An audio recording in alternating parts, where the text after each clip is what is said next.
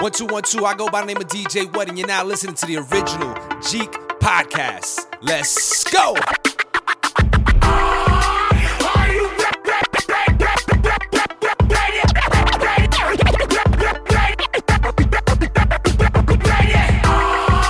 Ready to make an entrance, so backward cut.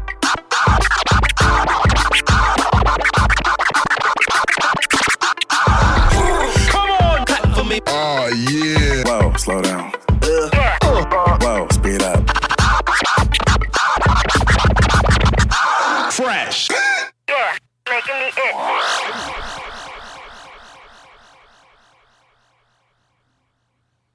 What up, Jeeks? My name is Rockin' Mr. Magic, and this is the original Jeek podcast. Today is episode 2 of season 5, and again, unfortunately, I am without my co-host, my brother, the one and only Unique DNA. But fear not, internet world, we're not leaving you alone. I have with me our guest who I just bumped into on Twitter, of all places. My girl Alyssa, shout out to her for hosting a room, one of those Twitter rooms where she decided she wanted to talk about the Sega Dreamcast, and this brother would happen to be in there, and I happened to see his Twitter profile and was like, yo, he's on the stuff I'm on, and I have to talk to him. I gotta have him on the show. Invited him, and he graciously accepted. So, to start, I want to welcome today's guest. He is the hashtag always working media personality, Chris Henderson. What's good? What's good, man? I'm glad to be here, man. Shout out to Jeeks Nation, man. Glad to be a part of this, man. This movement, man. I'm happy, excited to be here. Awesome. Well, to get started, we're going to do a short Q&A with my man Chris here, a.k.a. C. Hendo. Chris, before we get into that, please share how you and your content can be found on social media. Oh yeah, it's simple. So yeah, you can find me on Instagram. Well, Twitter and Instagram are different as far as the C Hendo goes, but if you type in SEE_HENDO for Twitter, you can find me there. And then Instagram is just straight C Hendo, and that's SEEHENDO. Of course, if you're on PlayStation, Xbox, C Hendo the same way. If you want to email me, definitely reach out, chris@chendo.com. That's pretty easy to remember. So yeah, just if you type C Hendo, you're gonna find many ways to find me. Trust me, Twitter DMs are always open. You know, I'm pretty good to talk to everybody. So yeah, definitely. Awesome. Well, let's pop off short Q&A here with you, and let's get it cracking. Start on the gridiron. Yeah. Because being that you talk sports on on your shows and such, we're a bit more than halfway through the NFL season. Yes. Who is your Super Bowl pick, being that we're more than halfway through? Man, you know, I know the Odell move today was kind of shocking for everybody with the Rams. And I mean, I like if Von Miller's healthy, you throw him on there with Aaron Donald. And you got Jalen Ramsey, who's already the best corner in football. That's a good defense to start with there. But I still just think when everything is put together and they're healthy, Tampa Bay is a tough team to beat. I know the secondary is tough to beat, but when you have Antonio Brown, who's still, I think, a wide receiver 1, but on that team he's wide receiver 3. That's unreal. You get a health. Hopefully, Gronk gets healthy enough to play. OJ Howard has done pretty good in that spot, but Leonard Fournette has had a couple of great games, which is very interesting. And Tom Brady is Tom Brady. I think it's going to be interesting to see how they do that. I had them as the favorite. I knew Kansas City would have a decline. I was hoping that they would have got Odell because they need another weapon besides the two main guys, which is obviously Kelsey and Tyreek Hill. And Pat Mahomes is struggling right now, so that's another thing. I thought the Dallas Cowboys have a good chance. They had a bad game last week, but that team has been playing rather well. They're probably the most balanced team when you look at both sides because, yeah, the defense may give up some points here and there, some big plays, but offensively, if you look at that big three receiving core, now that they're getting Michael Gallup back pretty soon. You talk about CD Lamb, Cooper, and him. That's pretty damn good, right? Then you could add on, Yeah, Ezekiel Elliott, who's been well, Tony Pollard. Dak is my outside of last week's game. I thought could have been the MVP of the NFL. If you didn't count last week's game, he's been that good. So and look, that team outside of last week, every time they made a mistake or the coach made a mistake, they found a way to win games. They won a game with Cooper true. Rush going to Minnesota, where a lot of teams wouldn't have won that game. No, Minnesota's not as good, but that's a tough win. Yeah, So yeah, I think right in a now, tough environment. yeah. So right now, I say Tampa Bay. AFC wise, if I had to pick the two contenders, I think, or just one contender going to AFC, it's tough right now. Buffalo disappointed me last week with the Jacksonville But L, right? it's wild that you put it that way because that's just how it is. Nobody's talking about the AFC. No, they're not. Nobody really believes there's a legitimate contender in the AFC. Like whoever makes it is just going to be cannon fodder for whoever makes it at the NFC. I thought the Chargers would be the favorite. I had the Chargers. I remember talking about it, but the Chargers' history was always injuries. And I said, man, if they can ever get over the injuries, you get a healthy Derwin James for the first time ever, right? Keenan Allen, who's Mhm. had a couple of back-to-back healthy years. The maturation of Justin Herbert, right? You add on Eckler, all these guys. Mike Williams, who's been unreal at wide receiver for half of Yes. the season, right? I just thought they were a great team, but once again, they have the disappointing losses, right? They're like the Mhm. Cowboys of the AFC, right? You expect them to be great, but there's that disappointing factor. So yeah, the AFC is so up and down because I don't trust Pittsburgh. I think they've had some great wins, but they don't look offensively as what we want them to be. And defensively, they sort of struggle a little bit, even though TJ Watt arguably is the defense player of the year, not naming Trevon Diggs over there in Dallas. So yeah, I think that it's tough for the AFC, man. Kansas City was supposed to be something good, but I knew they would decline. Las Vegas had a rough month, let alone a rough Yes. couple of weeks off the field. And we'll see how they transition over. But in Baltimore, can you trust them? I mean, Baltimore, they should have been the Odell sweepstakes. I love Hollywood Brown, but Mhm. they need them wide receiver one. So yeah, AFC is tough, and Buffalo was supposed to be that team, and Buffalo didn't show up when it counted. Derrick Henry getting hurt was the worst thing ever for Tennessee. Oh yeah. Well, they're unfortunately they have no engine without him, and Yeah, the NFC has Tampa Bay, like you said, Tampa Bay. It's the injuries. That's the only thing that is a question mark for them. yeah, Um, the Rams. I mean, you look at. I mean, they had loaded up for the Super Bowl yeah, push before the season, yeah. and then Super team. adding Vaughn, and now getting Odell. Now Yeah, it's like this is Super Bowl or bust, sure. and you've got a quarterback who's driven in Stafford, who knows he ain't gonna get many more chances to try to get a run at the Super Bowl than this year.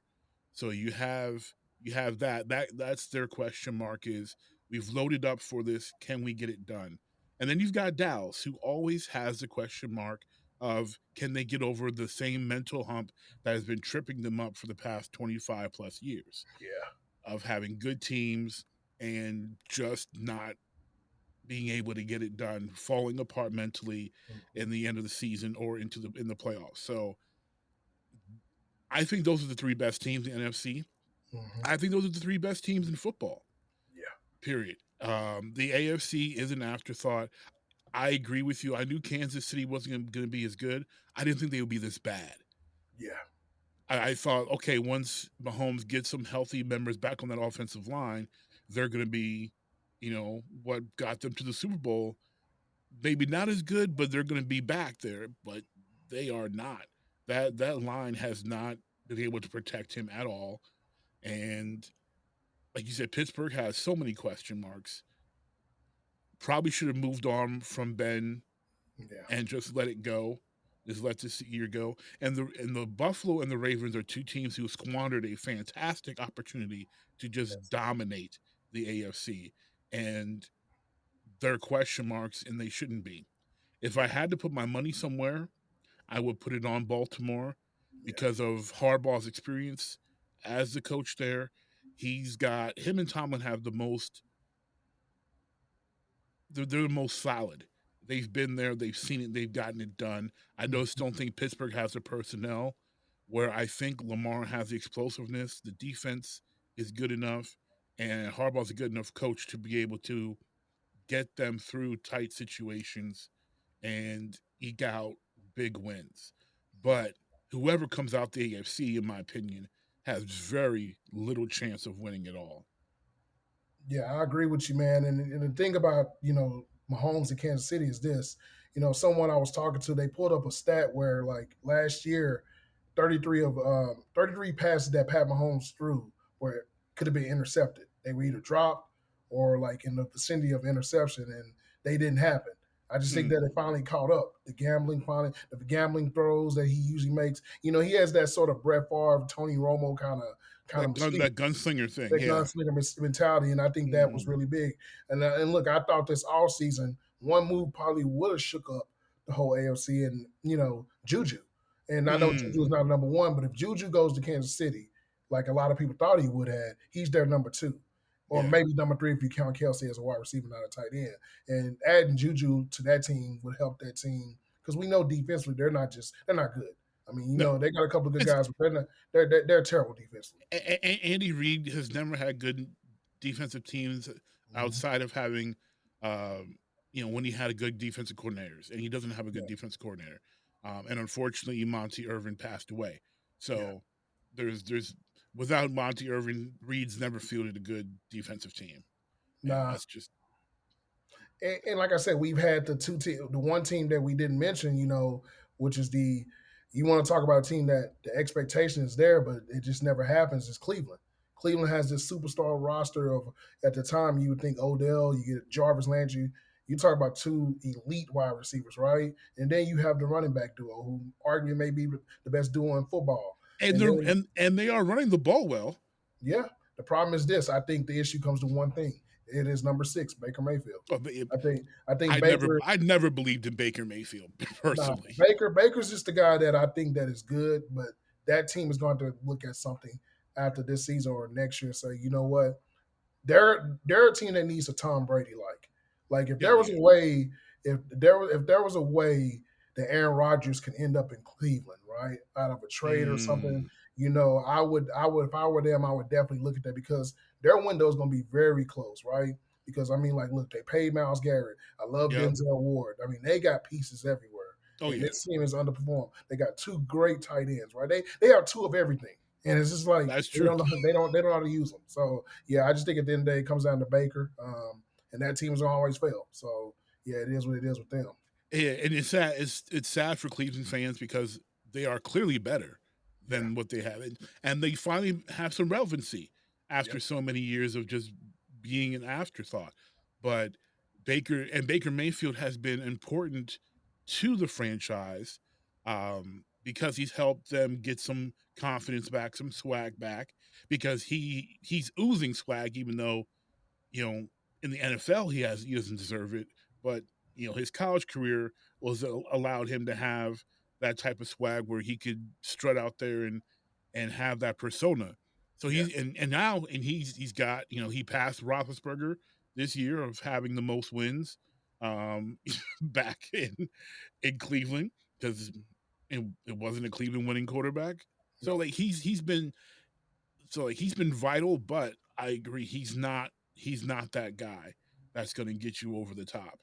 no, And if they could make a push for an Aaron Rodgers, or if it's in Tom Brady's crazy plans to play till 50 and prove that he's the GOAT and go win in Cleveland, just to further prove his point that he's the best of all time, um, then maybe that's just in his plans. Like he's just going to go to every sorry franchise and win them a Super Bowl before he retires. no, yeah. If Tom wins the Super Bowl with the Cleveland Browns, he is the greatest athlete I've ever seen. I love Michael Jordan.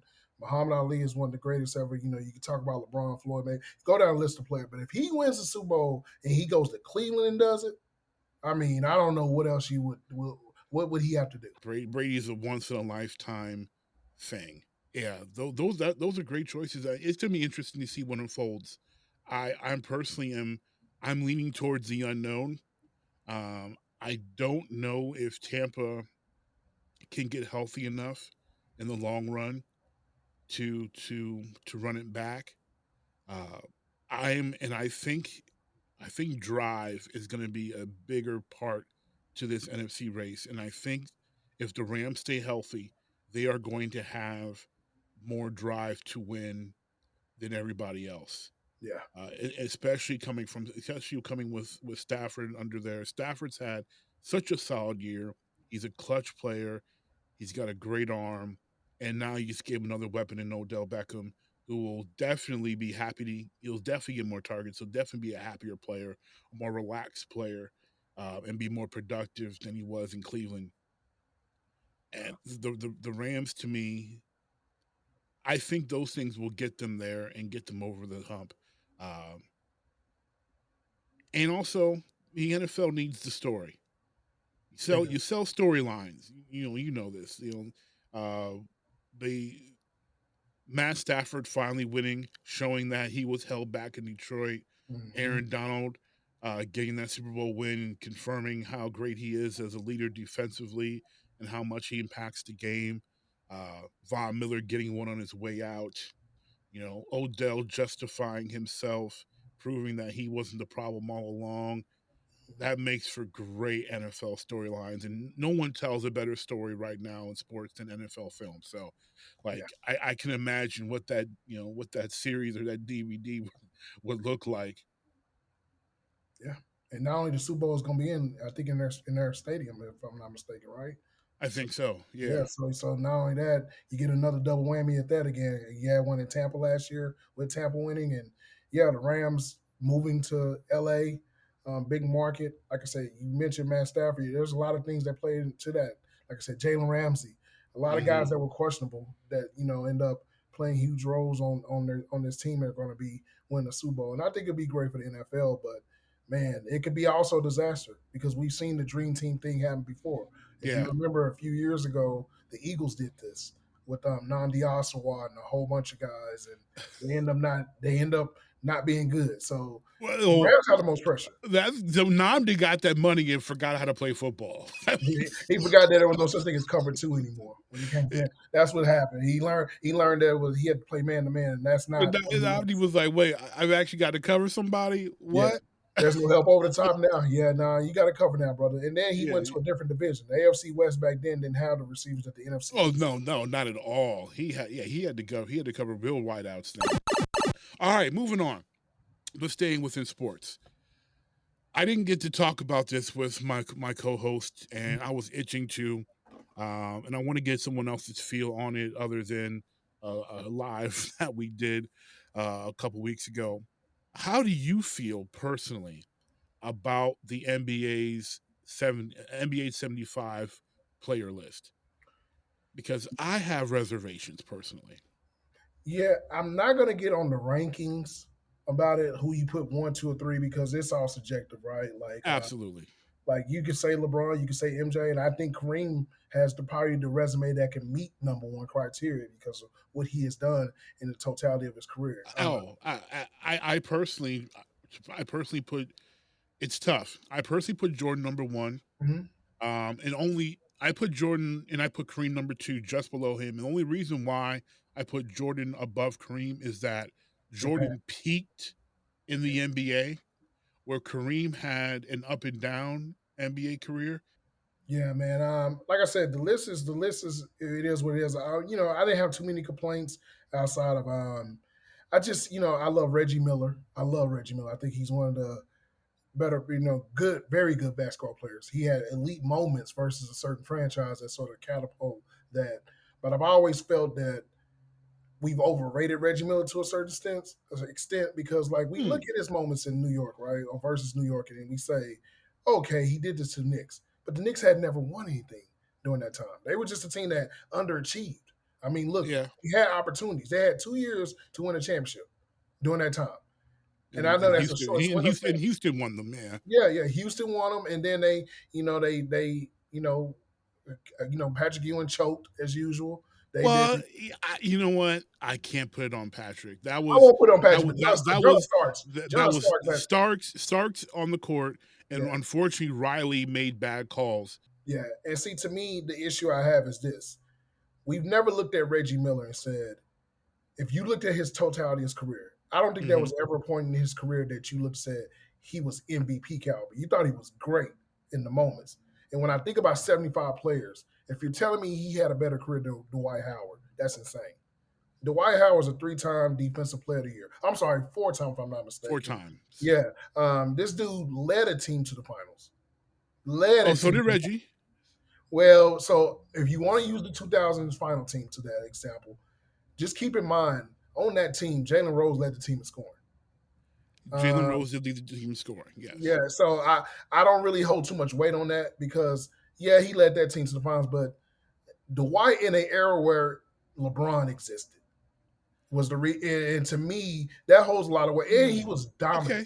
Okay. He was and I know he was No, the only. I don't disagree with you that Dwight should be on the list because Yeah. I agree with you there. I'm gonna disagree with that. Reggie would be someone to take off compared to someone like Wes Unseld, who I have great respect for.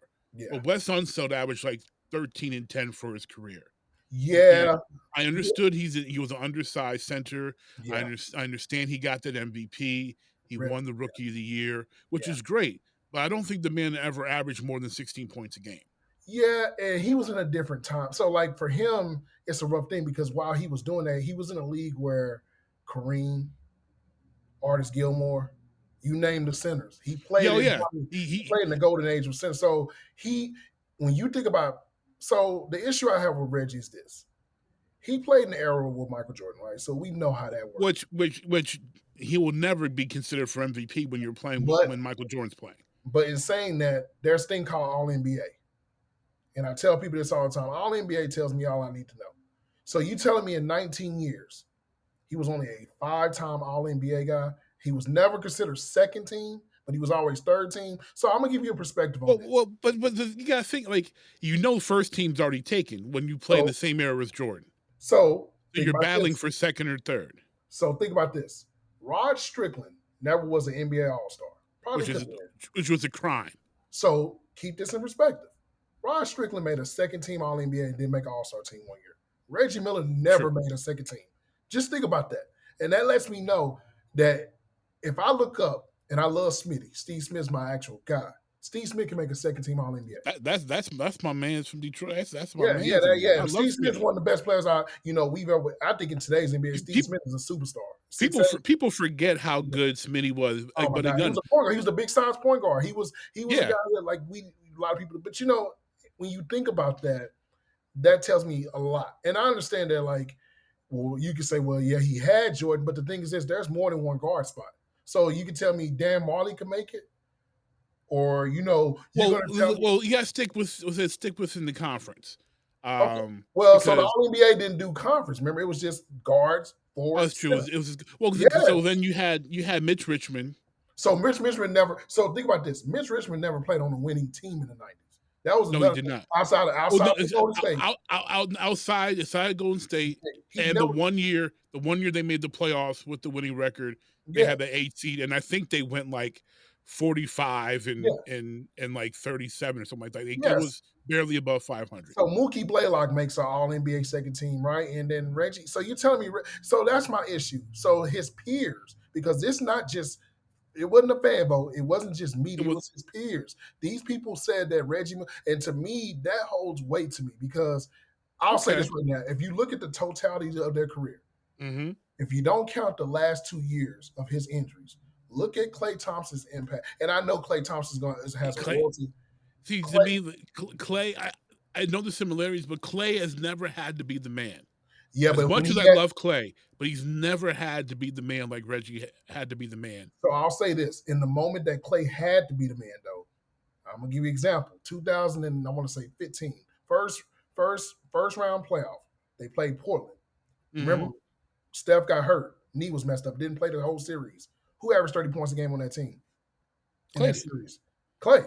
And my thing is this: we have a repeated history of when Steph had bad games.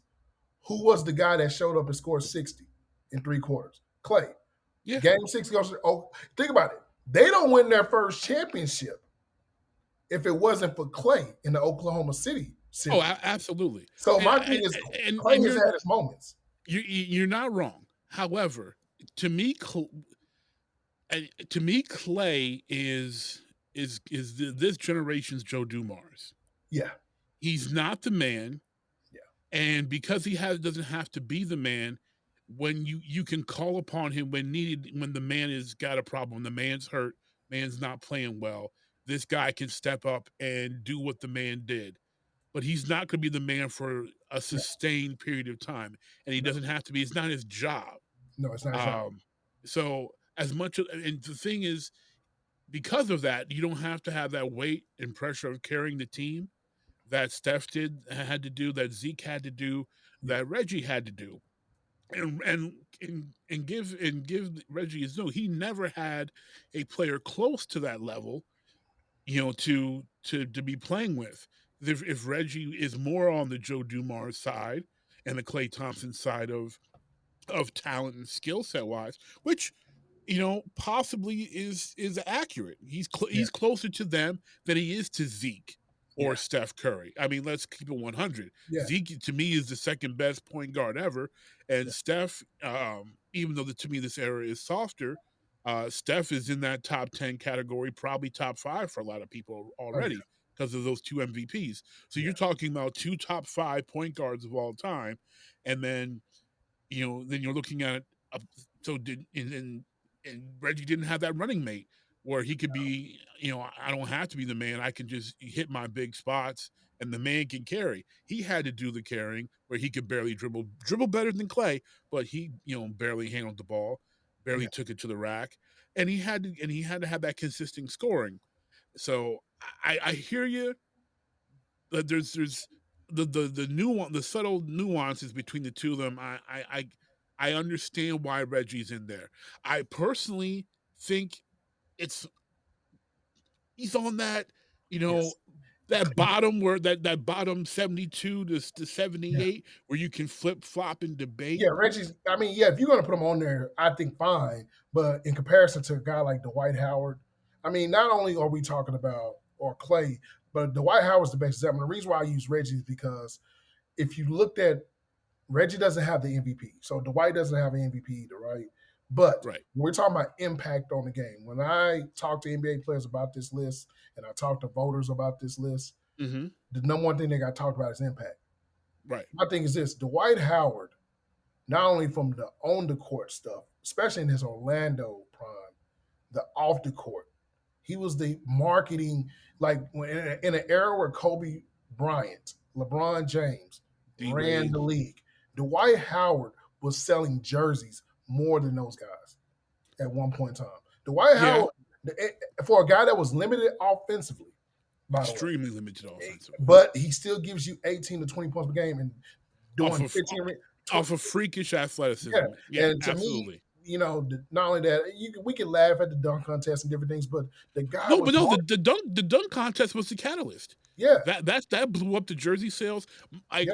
My wife is not a basketball fan, unfortunately. It's one of the few things I had to accept in life, that she wasn't going to be half the basketball fan I am. She watched that dunk contest with me. She became a Dwight Howard fan Yeah. that night, watching that dunk contest, him doing those T-Mobile commercials, with Barkley and them. Yeah. Like, she became a Dwight Howard fan because he was fun. Yeah. The smile, the Changed the goofiness. game. I think the list was fine. Like I said, I just, when there was never a real criteria, even though I asked people who voted the criteria, it was Mhm. never a true criteria. And the issue is this: you left off a lot of guys that were multi-time something.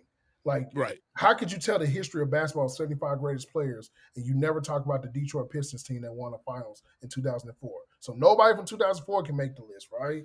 But there's a But guy see- that's important. Yeah, I'm a Piston fan. Like, I'm from Yeah. Detroit. I mean, that's my squad. Yeah. So I agree with leaving those, because we're talking about individuals. I mean, if we were talking about teams, you have to have them on. So but do you think, the individual players not being on the list, I understand that. I think Ben Wallace has a better case than Dame Lillard. Oh yeah, absolutely he And does. see, that's my point. And that's my But- point. So like, Yeah, he absolutely does. But the thing is, I wouldn't have put him on the list I because wouldn't have put Dwight him on the Howard, list, but Dwight my- Howard would be on that list before Yeah. him. Yeah, see, but my thing is this: when we talk about NBA, like the impact part, we talking about multi-time defensive guy, right? something that none of the guys that are on that list, half of those guys don't have the, in a short span, he did more than what a lot of guys had to do in 15, 20 years. Oh And my yeah, thing is like he had an impact not only just on the court. Ben yeah. Wallace became a Off the sort of like court. a figure in a way. Oh And to yeah. me, you can't the issue I have is this: every team that won a championship has a guy Hmm. besides him, besides that Pitts team. And that's ironic. And I'm like, okay, I know it was like a short run because my issue is this. I love Bill Walton.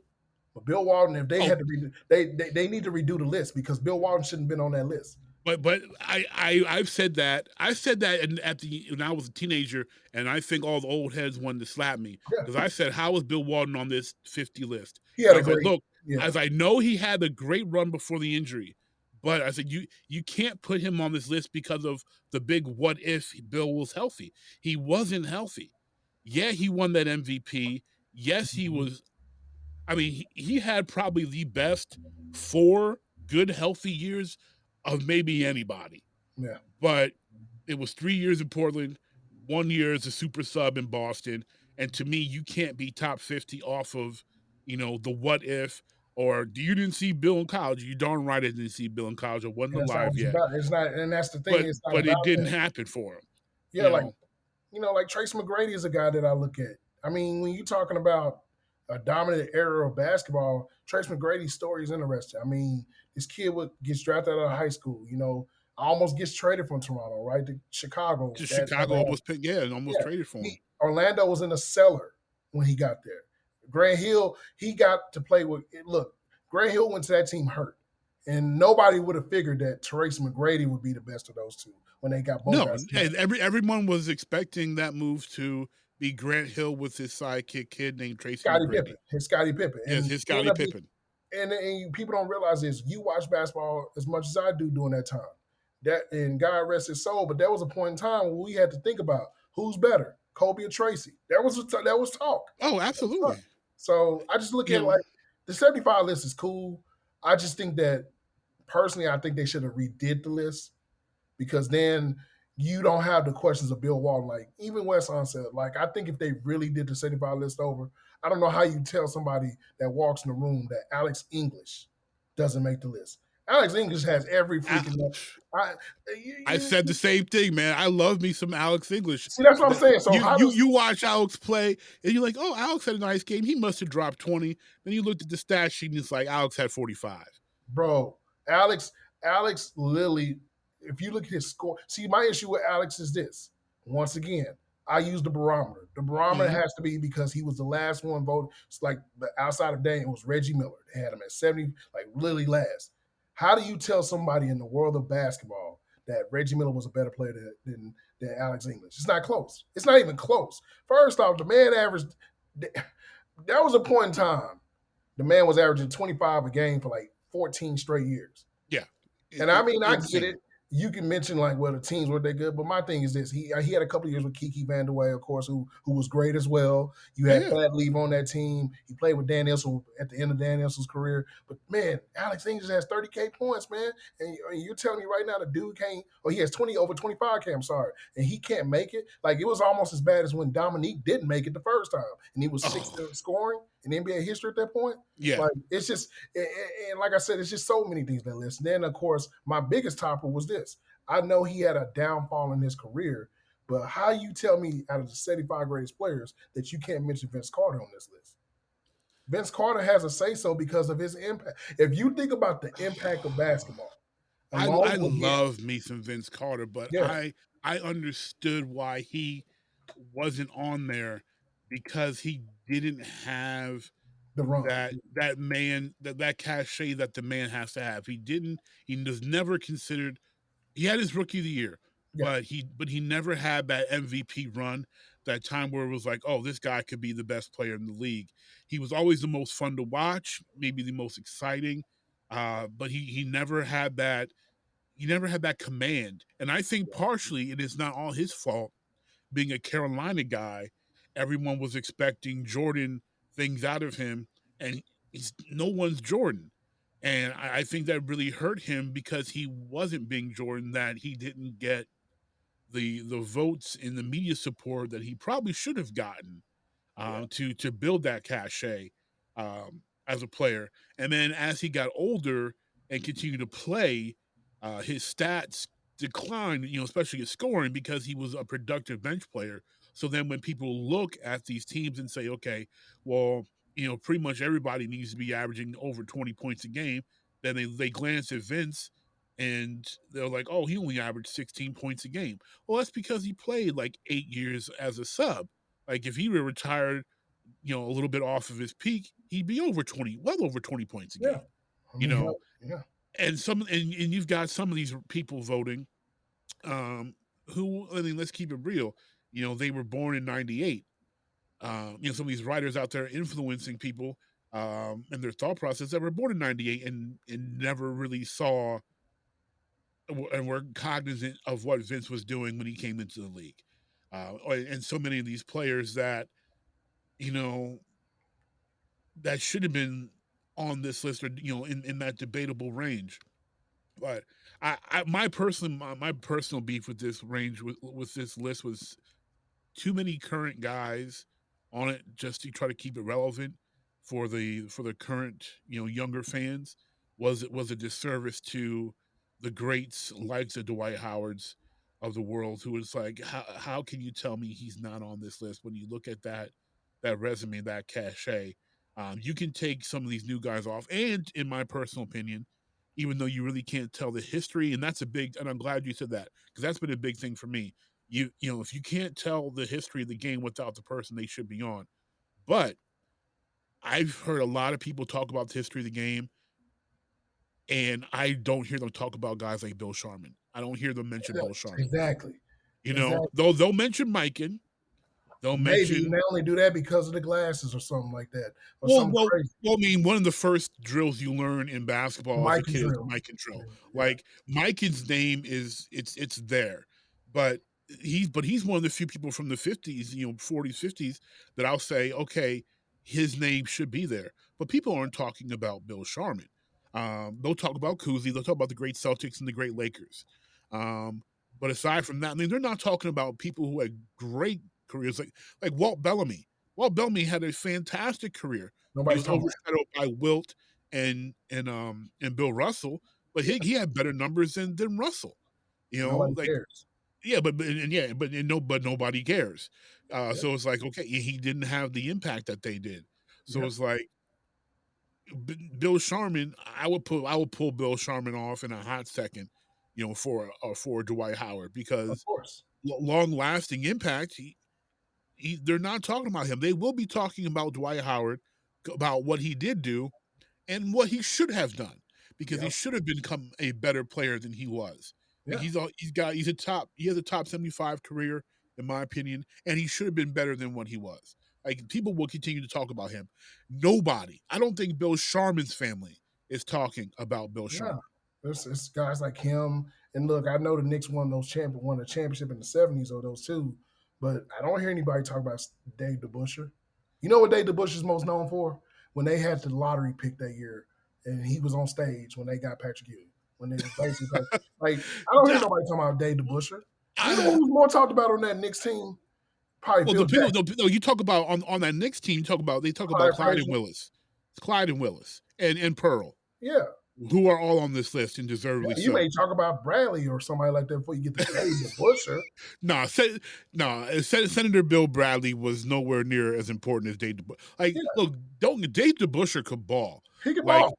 and a lot of people don't see. People know Dave DeBusschere. Most people know him for the Knicks years, which was the end of his career. A lot of people forget he was the only good player that the Pistons had when they were still in Fort Wayne, Indiana, and he got them to the finals. Like Dave DeBusschere, he's an OG and he could play, but I agree. Like you can tell the history of the game without Dave. Like even though Dave had a great career and probably was very impactful. Like I can't tell the history of my Pistons without talking about Dave DeBusschere. No, you can't. But I can tell the history of the NBA without talking about Dave DeBusschere. Yeah. So like to me, he could be someone that's off. And honestly, Dave Cowens, as much as I respect him, Yeah, You another know, one.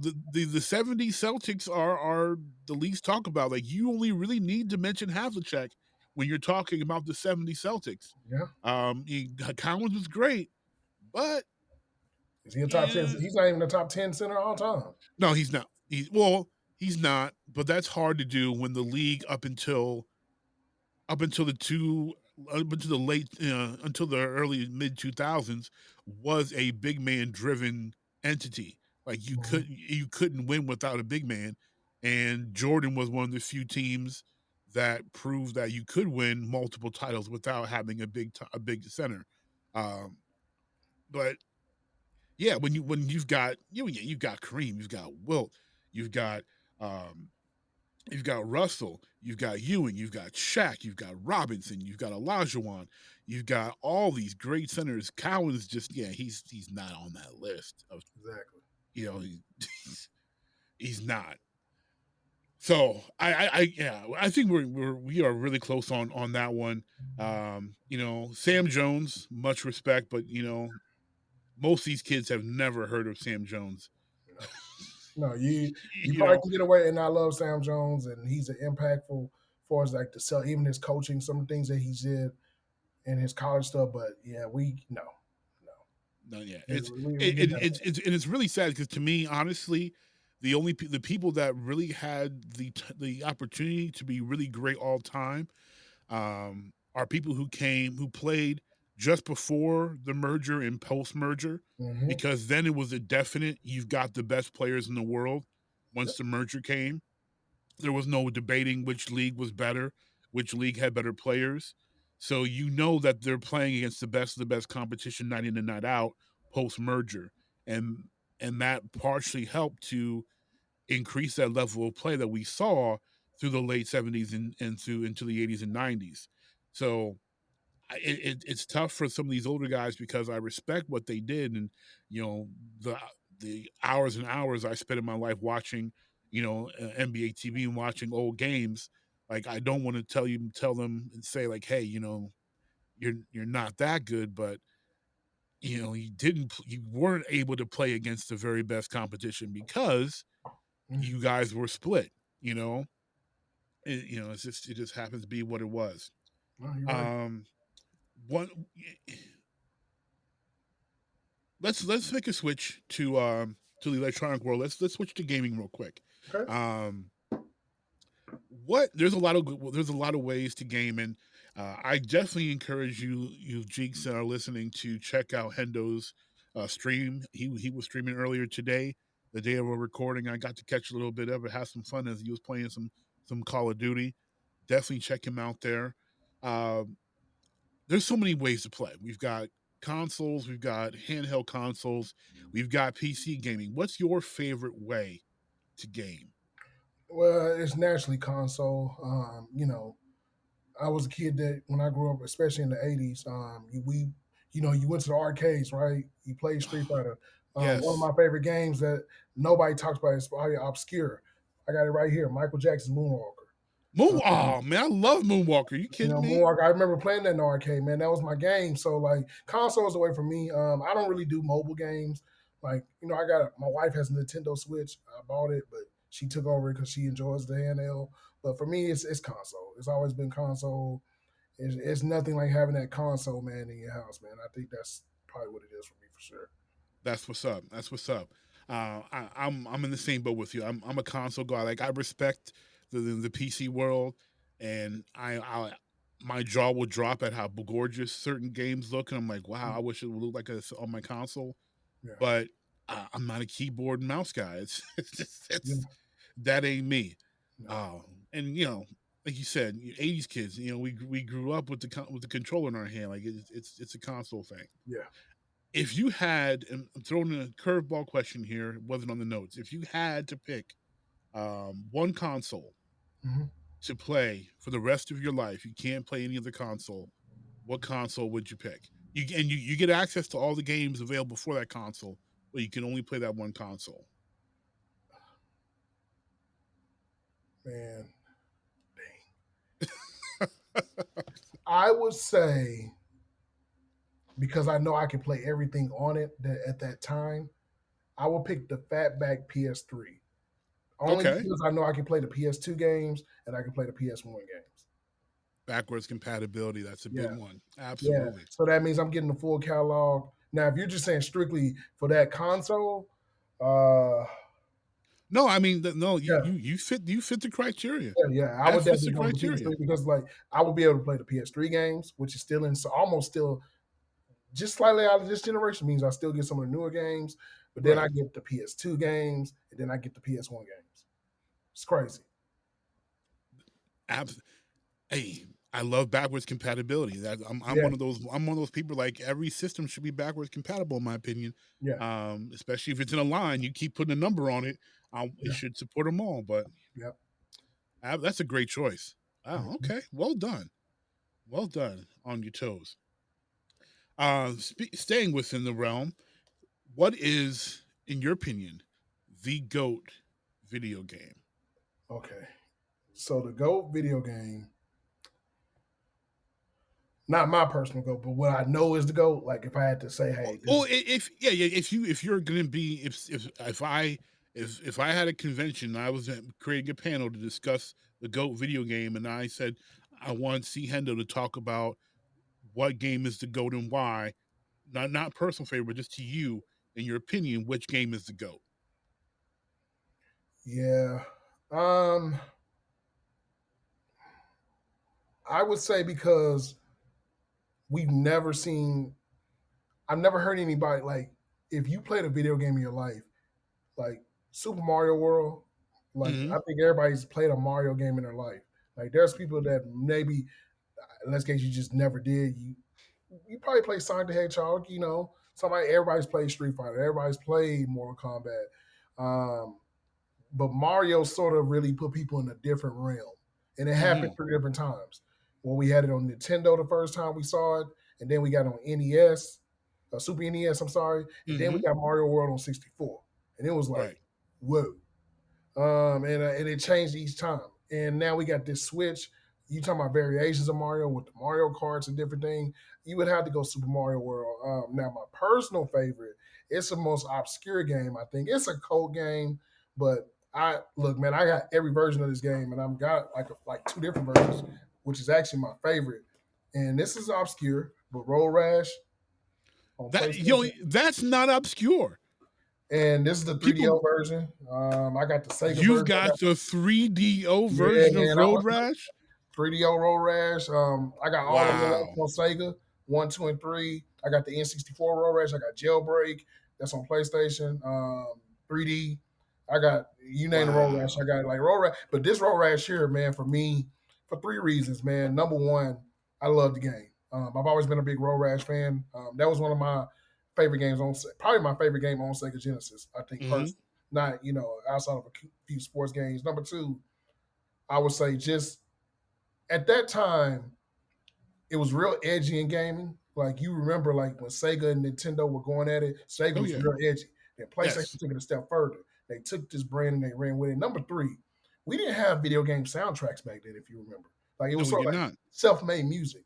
Now, if you remember on Road Rash on PlayStation 3DO, Soundgarden was on that soundtrack. And they literally took an album basically and made it the soundtrack. Hmm. And just class, it was like rock music and yeah, Road Rash just had some sort of. It was cool because you had the elements of everything. It was competitive, it was racing, and you could beat the heck out of somebody with a club or a bat. And you're running from the cops. You could beat the cops up. You had all Yeah. this like intense stuff, man. So that's Road right. Rash had a lot of GTA elements before GTA was Yeah, a thing. yeah, and I think a low key go game that nobody would say. I'm going to say the X-Men side scroller in arcade. That game, Oh, you so get that. fun. If you go to an arcade today, especially if you get like brothers like us or people in our age range, we all see that. We all go to that thing. We're flocking to Yeah, that. and everybody's gonna fight if you had to go pick between. Everybody wants Nightcrawler, but for sure everybody wants Colossus because Colossus Yes. he screams and everything goes flashing the screen. So Love it. yeah, I just think that it's just so many games. But I would say Mario because Mario sort of is a staple. Like, and when you think about Nintendo, So I mean, which Mario in particular? Because there's a lot to choose from. yeah, there's a lot of them because like a lot of people like Super Mario 3. Like there's so many ones, but I think Super Mario, I would say the NES, Super NES Mario, because So we Super got Mario Mario. World. Yeah, Super Mario World. So we had Mario the first one, right? On it was on on Nintendo, and that was cool because you had the Duck Hunt, the mixture of that. It was great. But I think when we got that Super Mario World, it was like, oh, this is different. And then of course when you played on 64, you was like, man, what the heck is this? But I do have it came to my head now. I do have a low key I think that deserves to be because in today's genre, none of us would like shooting games, and that's 007, 64. GoldenEye. Yeah, Oh, GoldenEye changed a lot because GoldenEye changed that. I never was a guy that played shooting games. Like it was like I never wasn't a Duke Nukem. I wasn't. Like I just never Neither was was. I. Yeah. And when I wasn't into those kind of Doom or just shooting games and stuff like that. When that game came out, we had never like thought about playing multiplayer with 4 people on one screen and all that stuff. Like 007 64 changed a lot. Like for That me no, to love Call of you Duty the 100. game, yeah, You are 100% correct yeah, on that. Like I still, as almost 40-year-old man, reminisce about GoldenEye sessions with the homies. Like it, like you said, Duke Nukem, Doom. Like one, the gun mechanics sucked. But yeah, granted, it was the '90s. But the gun mechanics were yeah, terrible. They were PC games mostly, and I I didn't want to go around shooting monsters. I was like, who cares? Like that wasn't a thing for me. And for the shooting games I did like Contra, for example, those were side scrollers. So like first person shooters to me were slow, yeah, clunky, and boring. yeah. And they were shooting a bunch of demons and stuff. And I'm like, you know, It wasn't there. Yeah, I ain't trying to play with the devil like that. Like, nah, I'm good. Um, Goldeneye comes out, and now we've got Carrot, we've got Bond, and everybody pretty much loves Bond, especially at that time. hmm Goldeneye was a huge hit, you know, with Pierce Bronson in his first role as James Bond. So the movie was big. The game comes out, and I think people would neglect. We harp on how great it was to the FPS genre, but people forget that it was one of those few movie video games that actually like went along the storyline of the plot of the movie. Like you had to go to each of these sections that were in the movie, and very few games that were movie adaptations. The Back to the Future games, nothing like the movies, nothing. Like Nah, so, man. the Friday the 13th game, nothing like the movies. Like So you know what, man? I think we have to be like blood brothers or something. I'm gonna tell you. I'm gonna tell you why. Because one of my favorite games to play, ironically, I interview people, right? So yeah, Friday 13th is one of my favorite games, and I'm gonna tell you okay, why. Because like I never liked the movies. I was terrified of them. Like I had a hard time watching, even though it's Jason. I had a hard time watching this Halloween movie with Michael uh, Myers because I was like, nah, just can't do it. But when I play that game, just the idea that you can't trust your friends. yeah, So man, basically, man, yeah, man, like Friday 13th is one of those games that's like a cult class. I'm glad you brought that up. And actually, I know one of the voice actresses of that game. So her name wow, is Novine Crumbie. If you got an Xbox, Redfall is coming out pretty soon, and she's the lead actress of that. And when she yes, told me, and I remember one day just playing the game, and I remember I said, I know this voice, and it was her, and I was like, it's a cult class. Of course, we know what happened with the game; they got in trouble, yeah. and we never got the full experience of the game. So, yeah, man, you Friday 13th, man, you don't understand, dude. We gonna have to get on Friday 13th. I got on both, so you let me know. I got it, when the PlayStation Plus gave it away Yeah, for free, and like I'm not a horror guy. I grew up in a Pentecostal home. I don't rock with horror, but sometimes the game is fun, and it's just one of those things with where GoldenEye was so special because it went along with the movie plot on top of just changing the FPS world and putting it on its head that we know it. Um, I like your goat pick because I think Mario is the goat of, there's this the goat franchise of all video games. There's no game franchise that has impacted so many generations of players like Mario has. Um, I would probably pick Super Mario Bros. 3. I think it is the greatest game ever made. Um, I think it was a just a game changer in so many ways. Plus, what other game has an entire movie that's dedicated to just teasing that this game is coming out? Like, and we got Fred Savage, who was an '80s icon, to do a movie to just be a teaser for this game. Like, Exactly. you We know, never had that. We never had that. We never had that. never had that.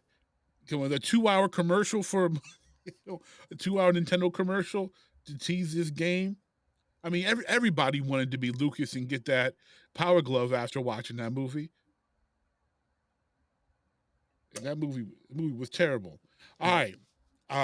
Another thing we have in common, and that you talk about a lot of are sneakers. Oh, yeah. Dangerous hobby. Oh, expensive hobby. Yeah. Even more expensive than gaming, which I I'm can't believe I'm tell you what, saying. man, in these last few years, I've learned that going to these retro paloozas, gaming ain't as cheap as we thought it was or used to be. So yeah, it's there. But sneakers are still crazy. Yeah. Sneakers is it's getting crazy. Yeah. So if you had to have one pair of sneakers, Uh-huh. you can only rock one pair Mhm. and no others for a year. What pair do you choose? This is easy. 2009 Shadow 1. My man had it out the gate. Simply put, I'm gonna tell you why. If you go back and look at that shoe, the quality of it, even though it didn't have Nike on the tongue, it had the Jumpman logo. The quality of that shoe was underrated. And when I got that shoe, I went to an outlet and I paid $30 for it. Right now, the resale on them are like $400 for that shoe. You know, I love wearing black, as you see. I think I if I could wear one color the rest of my life, I wear all black. But you know, being in Texas, it's hot, so we can't do it all the time. But I wear black anyway in Texas anyway, so it's a black and gray shoe. Simple, it can go anything. But yeah, it's not even close. Shadow 1. I mean, I know people are relatively gonna say, you know, Band 1, Bread 1, Royal 1. You know, you got the 11s. You got flu games. You got all kind of Concord 11s. You name them. The 4 Lightning 4s, regular, you know, any kind of 4s. But I'm going with the Shadow 1. It's not as obscure, but I think that, like, for me, the quality matched up. And if I get that particular year's model, I'm doing it. Like, matter of fact, if you go to my profile pic on Twitter and Facebook, my profile pic, I'm wearing those shoes. I got like 4 pair of Shadow 1s. So yeah, I'm a Shadow 1 guy. I got them when nobody else wanted them, and I paid nothing for them. And yeah, now if I wanted to sell them, I probably can get a good penny for them. Ooh, that's what's up. Yeah, not even close. Shadow 1 is not even good. And you know, when I wear those, it's ironic that a lot of the NBA guys, because I talk kicks with them, they always ask me, man, what are I wear like 11 half 12, so some of them are 12, a few of them are 11 half at the bottom. I'm so envious. Yeah. So I get kind of lucky, and then certain guys in the NBA actually wear that size, believe it or not. It's ironic. No, I know. I mean, I don't have the NBA connections you do, but I've met a few players, and I actually have NBA size feet. So I struggle. Like, I love sneakers, I love kicks, but I can't get most kicks because I rock an 18. So, the shoes that I want to get most of the time, I can't get because they don't make them in my size. So, man. like, for example, like for me, if I had to pick a pair, it would probably be, oh man, like I don't have like the same choices you have. It would probably be, it'll probably be my Bread 11s. What size are you? I wear a size 18. Oh, well, you're in the same. I got a friend. He's 5'6". He wears a size 17. Oh well, I feel a little bit better because I'm at least 6 foot. Yeah, he's one of those guys that he works at a sneaker store. Okay. And, he actually knows NBA players, so they have a lot of their shoes that they don't wear. He was able to get his hands on them, so it's rough. You know what? Honestly, it's rough. If you wear a size in these days, if you wear a size 9.5 on up, you're screwed because you're not getting anything. Like it just is what it is. But yeah, but the Bread 11s, man, that's a classic shoe. And it's a great shoe, but honestly, if I could get it in my size, I wouldn't pick it. We mad because as great as it is, the most comfortable shoe I've ever worn were the Air Max Up Tempos, and I was in, and I remember to this day, I was in 8th grade So when they Scottie Pippen was dropped. the man. Scottie Pippen was the man. Sky Pippen was doing this thing. I was in 8th grade. This is the 95-96 season. Woo. Um, Pippen's doing his thing. I'm doing my thing on the court. I'm one of the best basketball players in Pittsburgh. How did you? 8th graders. So being a Detroit Pistons fan though, how did that work for you though? Because like you couldn't have possibly like I got friends that are Pistons fans and they reluctantly wear Jordans because they just happen to like the Jordans, but they hate the player. Is that like what it was for you, or you just said, "Nah, I like the player too"? I respect the player. Okay, I'm a bad boy Pistons fan. of course, I will never love Michael Jordan because Michael Jordan to this day is still the enemy. of Um, course. so I respect Jordan. I like a lot of the shoes he has. Hmm. And because he's a businessman, like one of my favorite pairs of Jordans are the 23s that that Rip Hamilton rocked that had the Detroit skyline on them. I have a pair of those. So like Wow, as a businessman, he recognized, hey, I've got Rip on my Rip on my on brand Jordan. underrated He's playing. pieces. He's playing for the Pistons. I need to I need to show out for Detroit. You know, I, I saw those. I'm like, I'm getting them. Like I have to have these. Those are probably my most cherished outside of my 11s because it took me 20 plus years to get my hands on 11s. Um, like those are probably my most cherished pair I outside love my it. 11s. I But love it. as an 8th grader, I was one of the best basketball players in the city of Pittsburgh when we had Mhm. moved from Detroit, and my parents frugal. They made money, but they were old school black, but they're frugal. I know. So Trust me. I know. I you know. know, I know. you I know know what what you our told me. parents' You got one generations pair of like. shoes a year. Yeah. And granted, I feel bad for my parents because I was growing. Like they had to buy me for at least 4 years. They Yeah. had to buy me new shoes every 3-4 months because I was just growing right out of them. Because I was a size 9.5 in 4th grade, and then between 4th grade, I went from 9.5 to 18 between 4th grade and my senior year in high school. Ooh. So I was just going through shoes left and right. They were throwing me anything affordable. They had me in so many pairs of Ewings, I can't even count how many pairs of Ewings I went through.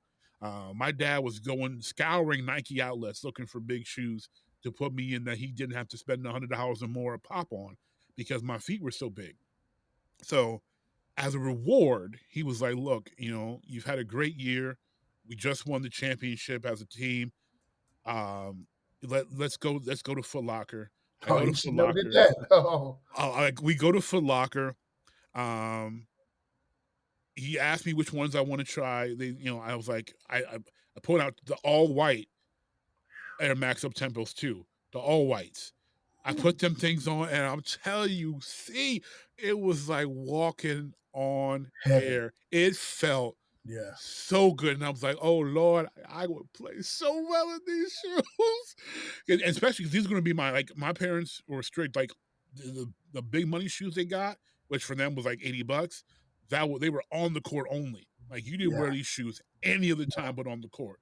And only the indoor court. You didn't wear no outdoor courts. These things touched hardwood and hardwood only. Yeah. So I try these shoes and I walk around, and my dad looks at the salesman and he goes, "And how much are these?" And I'm like, "Oh, here it comes. Here comes the no. I better enjoy this moment." And he's like, $140. My dad was like, "Nope, I'm not gonna be able to do it." Uh so he ended up conceding, and I got the Air Max, the single bubbles, the Air Moors. Yes. I got a pair of those. Nowhere near as comfortable or felt as good, but everyone talked about how massive the air was on my shoes because I was rocking a 15 at that time. Yeah. But like, the if I could get, and now as an adult, where I make my own money and I can buy my own shoes, It's hard to find them. it's impossible because the releases that they're making, they stop at a 15. You They know, won't make them in an 18. yeah, and I never forget, man, like growing up, I idolized Michael Jordan, right? And Hmm. my grandfather grew up in there, his era is obviously Bill Russell probably, but I know for sure Dr. J was the man. So they thought Oh yeah. Converse was everything supreme. Oh yeah. My grandparents were really good about shoes. Um, I just remember one time, and you remember the store called Oshman's. I don't know if they had Oshman's in Pennsylvania. I've heard of Oshman's, but they didn't have them in my area. Yeah, so they had like a basketball court in there and everything. And I never forget. This is around that time when they wore those pinstripe uniforms, the Bulls. And I wanted the jersey gorgeous. so bad. I wore that jersey probably every day. I wanted one so bad, and like I only wanted one jersey. It was Jordan, and I was Yeah. actually a huge Scottie Pippen guy. Like Okay. I thought, like my mom let my mom tell the story. Scottie Pippen is my favorite player of all time, and I have to go back and think about that because it's sort of like he may have been because I just thought the world of Scottie because everybody loved Jordan, and I love Jordan, but I grew up in a house where like my grandfather, he just loved basketball, man. He bled it. So like I had to go watch Isaiah Thomas. And he loved Isaiah Thomas more than he loved Magic. So that tells you all you gotta know. Hey, I'll say it to this day. If Zeke was 5 inches taller, He'd be the greatest player ever. he probably, Yeah. because he'd be the same height as Jordan.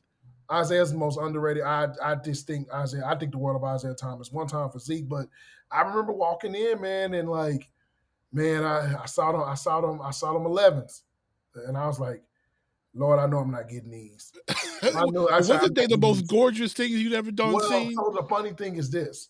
In my house, you got a pair of shoes before the year of school started. And then you got some at Christmas. Okay. I just remember during this time, Ken Griffey had shoes. And I wanted Griffey. Man. Yeah, and I played baseball and I played basketball. So like it was like I wanted the cleats. And I had to make a bold decision here. So I never forget. I knew my grandma was gonna say yes. It was my grandma that was gonna say yes, and my grandpa was gonna say no. So my grandma went that time. She's like, okay. Well, if you want those Jordans, what are you gonna do about baseball? And I said, oh.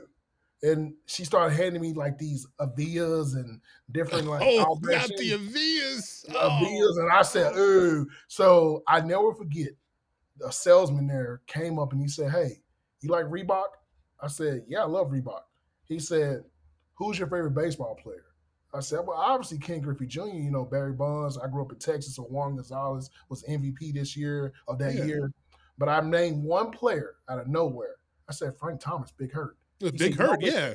He said, Big Hurt got a cleat. You know that, right? For Reebok. And I said, oh, let me see it. And it was on sale. And I told my grandma, give me these. And everybody laughed at me, of course, because everybody had the Nikes on. Our team those Big Hurt cleats were dope, though. Yeah, now you go back, it's like it was a cool thing, but a lot of people just like, oh man, you didn't get the Griffies, you got these, and I'm like, I had to sacrifice. So yeah, man, like them up tempos, man, those were Scottie. Even though Scotty's been on a full run lately, Scotty's impact on like sneaker culture is huge, man, because like he it's weird to have a sidekick have his own shoe, let alone a star player. We've never seen a sidekick have his own brand. But he did, but he didn't. Like he had signatures, but he didn't have his own. Yeah, but his signatures were dope because the up tempos are the best signatures he's had, and the Silent Assassins. Yes, the Silent Assassins are fire. Yeah. Like there's a picture of me with the Silent Assassins on, and like my mom, she couldn't stand Scottie Pippen, so like. I love Scottie Pippen, so anything Scottie wore, I wore, and like Scottie was the man. So man, you had them arrow tempos, man. What's crazy now? I remember like in the early 2000s, when they brought them back, they were like hitting outlets. You try to go find something now, good luck. It's impossible. Yeah, those and Griffies are impossible. Oh yeah, and the Griffies are another one. I look at them, I'm like, cool. I'm a grown man. I can buy these for myself now. Nope, size 14, size 15. I'm like, are you kidding me right now? Like, the Air Penny ones. Oh God, can't get them. That $200, I'll never forget when that came out. That was no chance. Everybody in my neighborhood, 3 friends that I grew up with, 2 of them I still talk to this day because like they're a diehard Penny. We argued about Penny and Jordan. They would tell me Penny was better than Michael Jordan. He was the next greatest thing. And they wore Penny, like they would walk around with them blue foam. Obviously, the foam was more organized for the Arizona Wildcats, right? But it was Penny's, technical. People Yeah. looked at Penny as the phone guy, even though Bibby and Mount Simon was doing it. I remember when they got them pennies, man, they was up there, oh man, see, this is the shoe, man. Man, no ain't wear no Jordans no more. And I was aggravated. Because Penny was everywhere. The commercials, Oh Little my Penny. God, I'm Little like, Penny. No, that's the only comparable commercial run to Jordans are the yeah, Penny line. Like yeah, I those would say, commercials were great. The yeah, shoes were dope.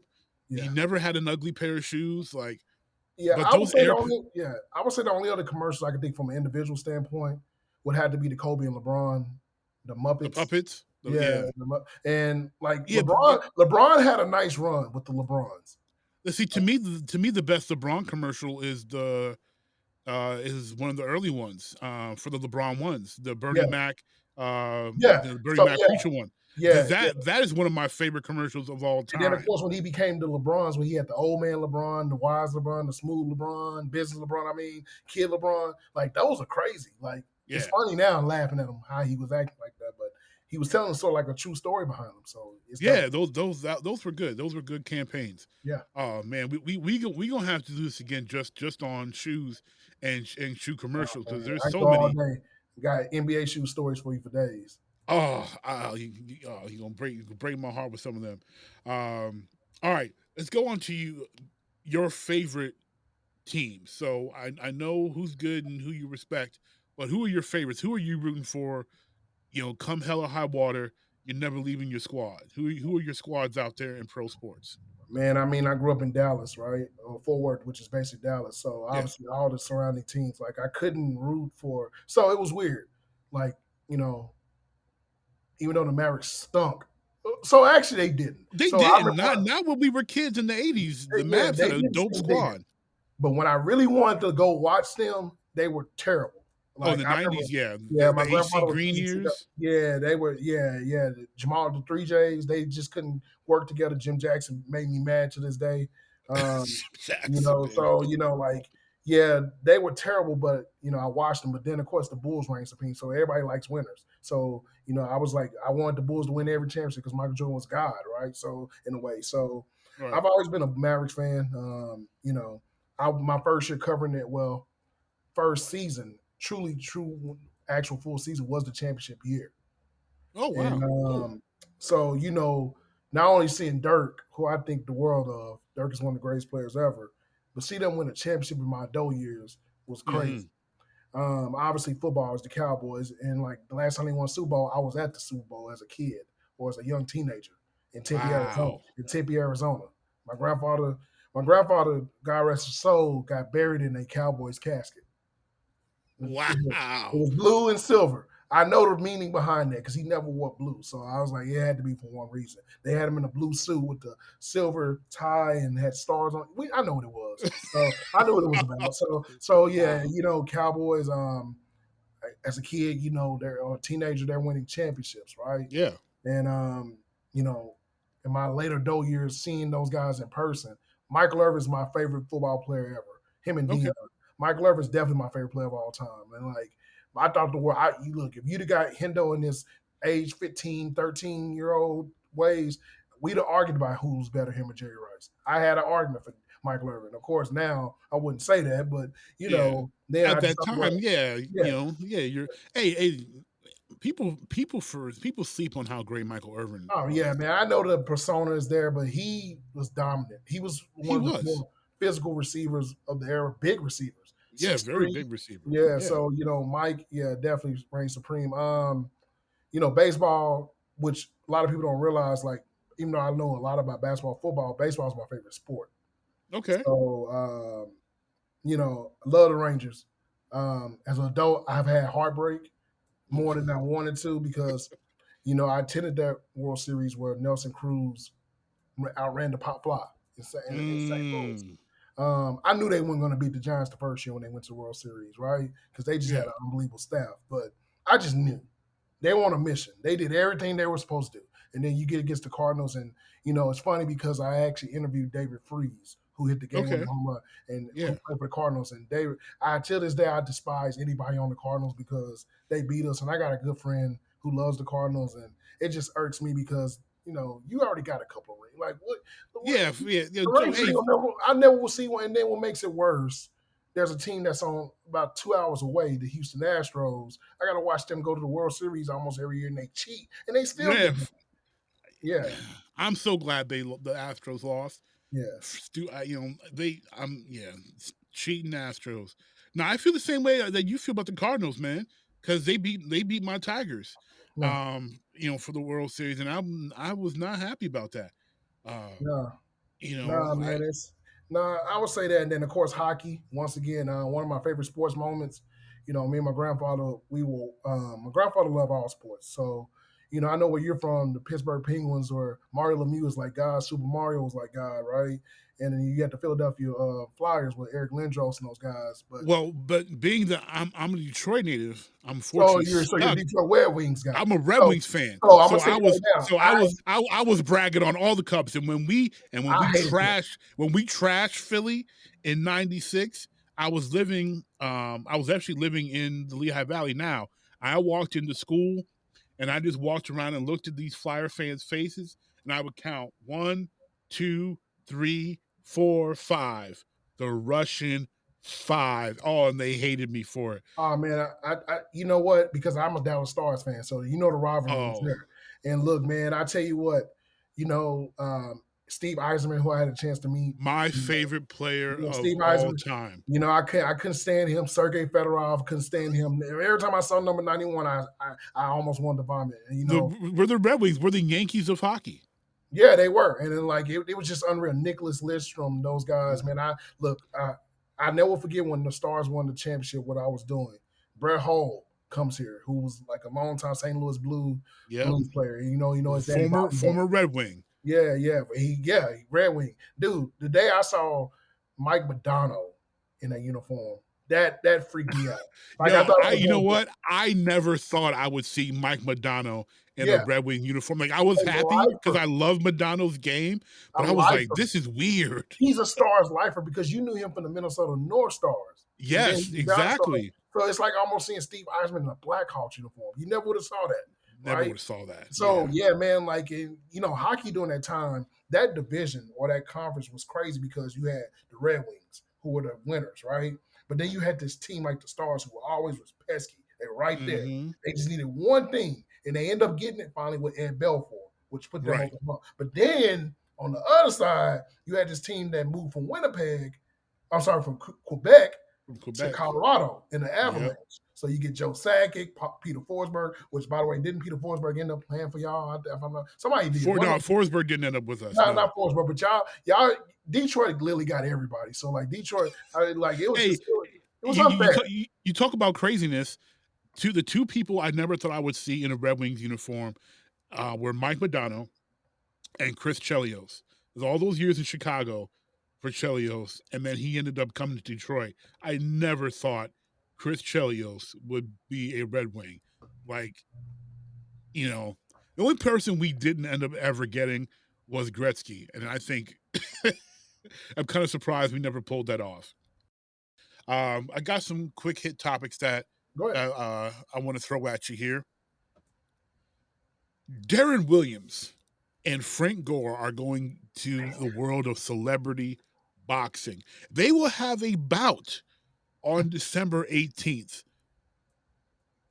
See, is everybody a boxer now? What do you think about this? Snoop Dogg had one of the greatest like commentary moments in commentary history. Absolutely. You don't play boxing. And, that's right. And I love Darren. He's a local native from the colony. Great guy. Frank Gore, another one. I think a Hall of Famer. If you look at his numbers, he may not get there, but his numbers. I think he's like top 5 in Russian, if I'm not mistaken. Yeah. Frank Gore. Yeah, he's played like 30 years, but still. Yeah, Frank Gore, he's accumulated the numbers. Yeah. Frank Gore is a tremendous athlete. Boxing, unfortunately, because what has happened is this, and I tell people this all the time, I love boxing. I cover boxing. The issue with boxing is this. When it became time where the boxer got smart and they became businessmen, it ruined boxing. Because what happens is this. You get a Floyd Mayweather who arguably is one of the greatest fighters ever. Mm-hmm. who I think he is the greatest. I just think that when you look at what he was able to do and the way he boxed, he never got out of his realm of the way he boxed. There's two different versions you look at him on that, but I just look at he became a businessman and he started thinking about the long term, and he was able to not cherry pick his fights, but he knew how to strategically put them together. Mm-hmm. Whereas like a Sugar Ray Leonard and Marvin Hagler and Thomas Hearns had to beat the hell out of each other in that time, right? Oh, but they gave us something yeah, to watch. and not to mention Roberto Duran. Those four, they had to beat the crap out of each other, and they couldn't avoid each other. They could not. We may not ever see an Elroy Spence and Terrence Crawford fight, right? So the issue with that is this. Now we're stuck with this. If I get a chance to go see Dennis Rodman, who was considered a bad boy, and he can go fight Jose Canseco, who considered a bad boy for baseball, that's probably going to be more entertaining than going seeing Bud Crawford go knock out some ranked 25 guy because nobody wants to fight each other. So boxing ran into a big issue. And then, of course, you got the Paul brothers. They're marketable. You two guys, I know. I don't understand how they're marketable. But the thing is this, you got to realize we're in a generation now where you become famous on YouTube and social media. So that part doesn't surprise me. Like I understand the internet pull. To me, it's just I understand people will buy. I can't say understand. I know people will buy because they hate the Paul brothers enough that they'll spend money to hope and see that they get knocked out. Yeah. I just don't understand people who want to see the Paul brothers do anything. Well, the thing is this, because they're villains, and like the thing is this, surprisingly people don't realize this. They're heels. They just don't work for Vince McMahon. Yeah, they're heels, and they're heel characters. And I'm like, can you not see that these guys are heel characters who just don't happen to be in wrestling? But the thing is this, though, you got to realize this in every aspect of like sports and life and music, we love the characters. We may not mean you, but there's a natural love for them. People end up loving heels. And the thing is this, one thing I will give the Paul brothers credit for is that they take this boxing thing serious. Don't get I give them that. They train hard. I thought it was a little fake run until I saw it in person. I saw them they train hard. I give them that hard. respect. The boy trains hard, man. And look, I got to give him credit for it. But at the same time, you remember when the funniest fight I ever seen in boxing history has to be when and God rest his soul. You remember when Manu Bo was boxing that time? Oh my God, yes. Bro, we was like probably teenagers at that time, bro. That Manu Bo was boxing something. That was the craziest thing I ever seen in my life. Manu Bo was boxing, right? So we laughed at that then. Yes. Now that is a top $1 million fight if that happens. Yeah, so, he got like $20,000 or something like that for that. Yeah, we got laughs out of that. Now Manu Bo, regardless so, but if today's world, if Boban, who plays for the Mavericks, goes and box somebody, we're gonna watch that because it's paper. And the thing is this: boxing has hurt themselves because when we want to see the big fights, we want to see, Wilder versus. At the time, we wanted to see Wilder versus Josh. We never saw it, but guess what? Right. Well, that's what hurts boxing. And at the end of the day, this celebrity boxing thing is taking the butt. For Duran and Frank, I just hope they both come out healthy. I'm a little worried for Duran because Frank is used to the violent punishment of sports, and I don't know how that was my fault. My fault is like Darren's probably quicker, but one punch from Frank could be. Yeah, Frank's gonna use his body. Frank's gonna use his body. Yeah, Frank's he's a big, thick man. We're talking about a point guard against a truck of a running back. I tell you that Darren's a great dude. I met him when he was doing campus athletes for Christ. I'm afraid Darren's gonna need some prayer. He gonna need some prayer. I'm not gonna clown my light skinned brothers, man, but nah. No, I'm not even going. This ain't a team light skin thing. This is this is a L. This is a brother. L. Yeah, this is a brother. This is not the choice. Like if their name is not James Johnson, I'm not trusting any NBA player to fight anybody outside their sport.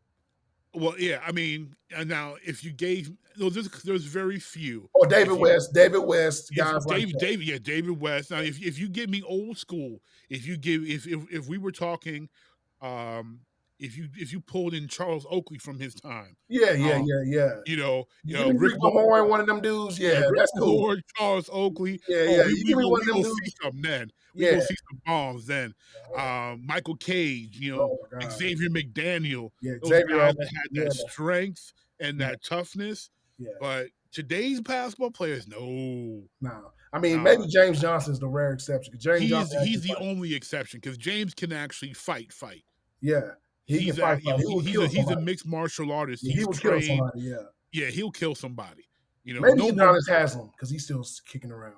You see, UD's just gonna grab him and choke him. Like he ain't gonna. He's too old. Yeah. He ain't gonna. He's got that old man strength. He's not even gonna bother swinging. Yeah. He's just gonna be like, "Look, I will sun you right now." Yeah. But like if there was a fight, if James Johnson's on my side, nah, No chance. no chance, no chance. Now that is somebody I would like to see. Actually, I would like to see him in wrestling only because he's half Samoan, so Yeah, he has the look too. he has the look. I would love to see him, especially with Roman Reigns' current run. I would love to see him align with the bloodline in WWE for a one shot and turn heel on somebody and join his Samoan brethren. I think that would be dope. You talking words to me, man. I love wrestling, so you talking words to me, especially old school. See, we and our the other show that we at Jeek Nation do is a pro wrestling show. So, Man, we definitely gonna have to run it back. I don't know if you can see it, but like right there, that's a picture of Sting. Okay. Yeah, I got Sting right there. Sting is my favorite wrestler. But I think Sting. Well, my favorite wrestler of all time is Bret Hart. Sting is definitely there. Shawn Michaels.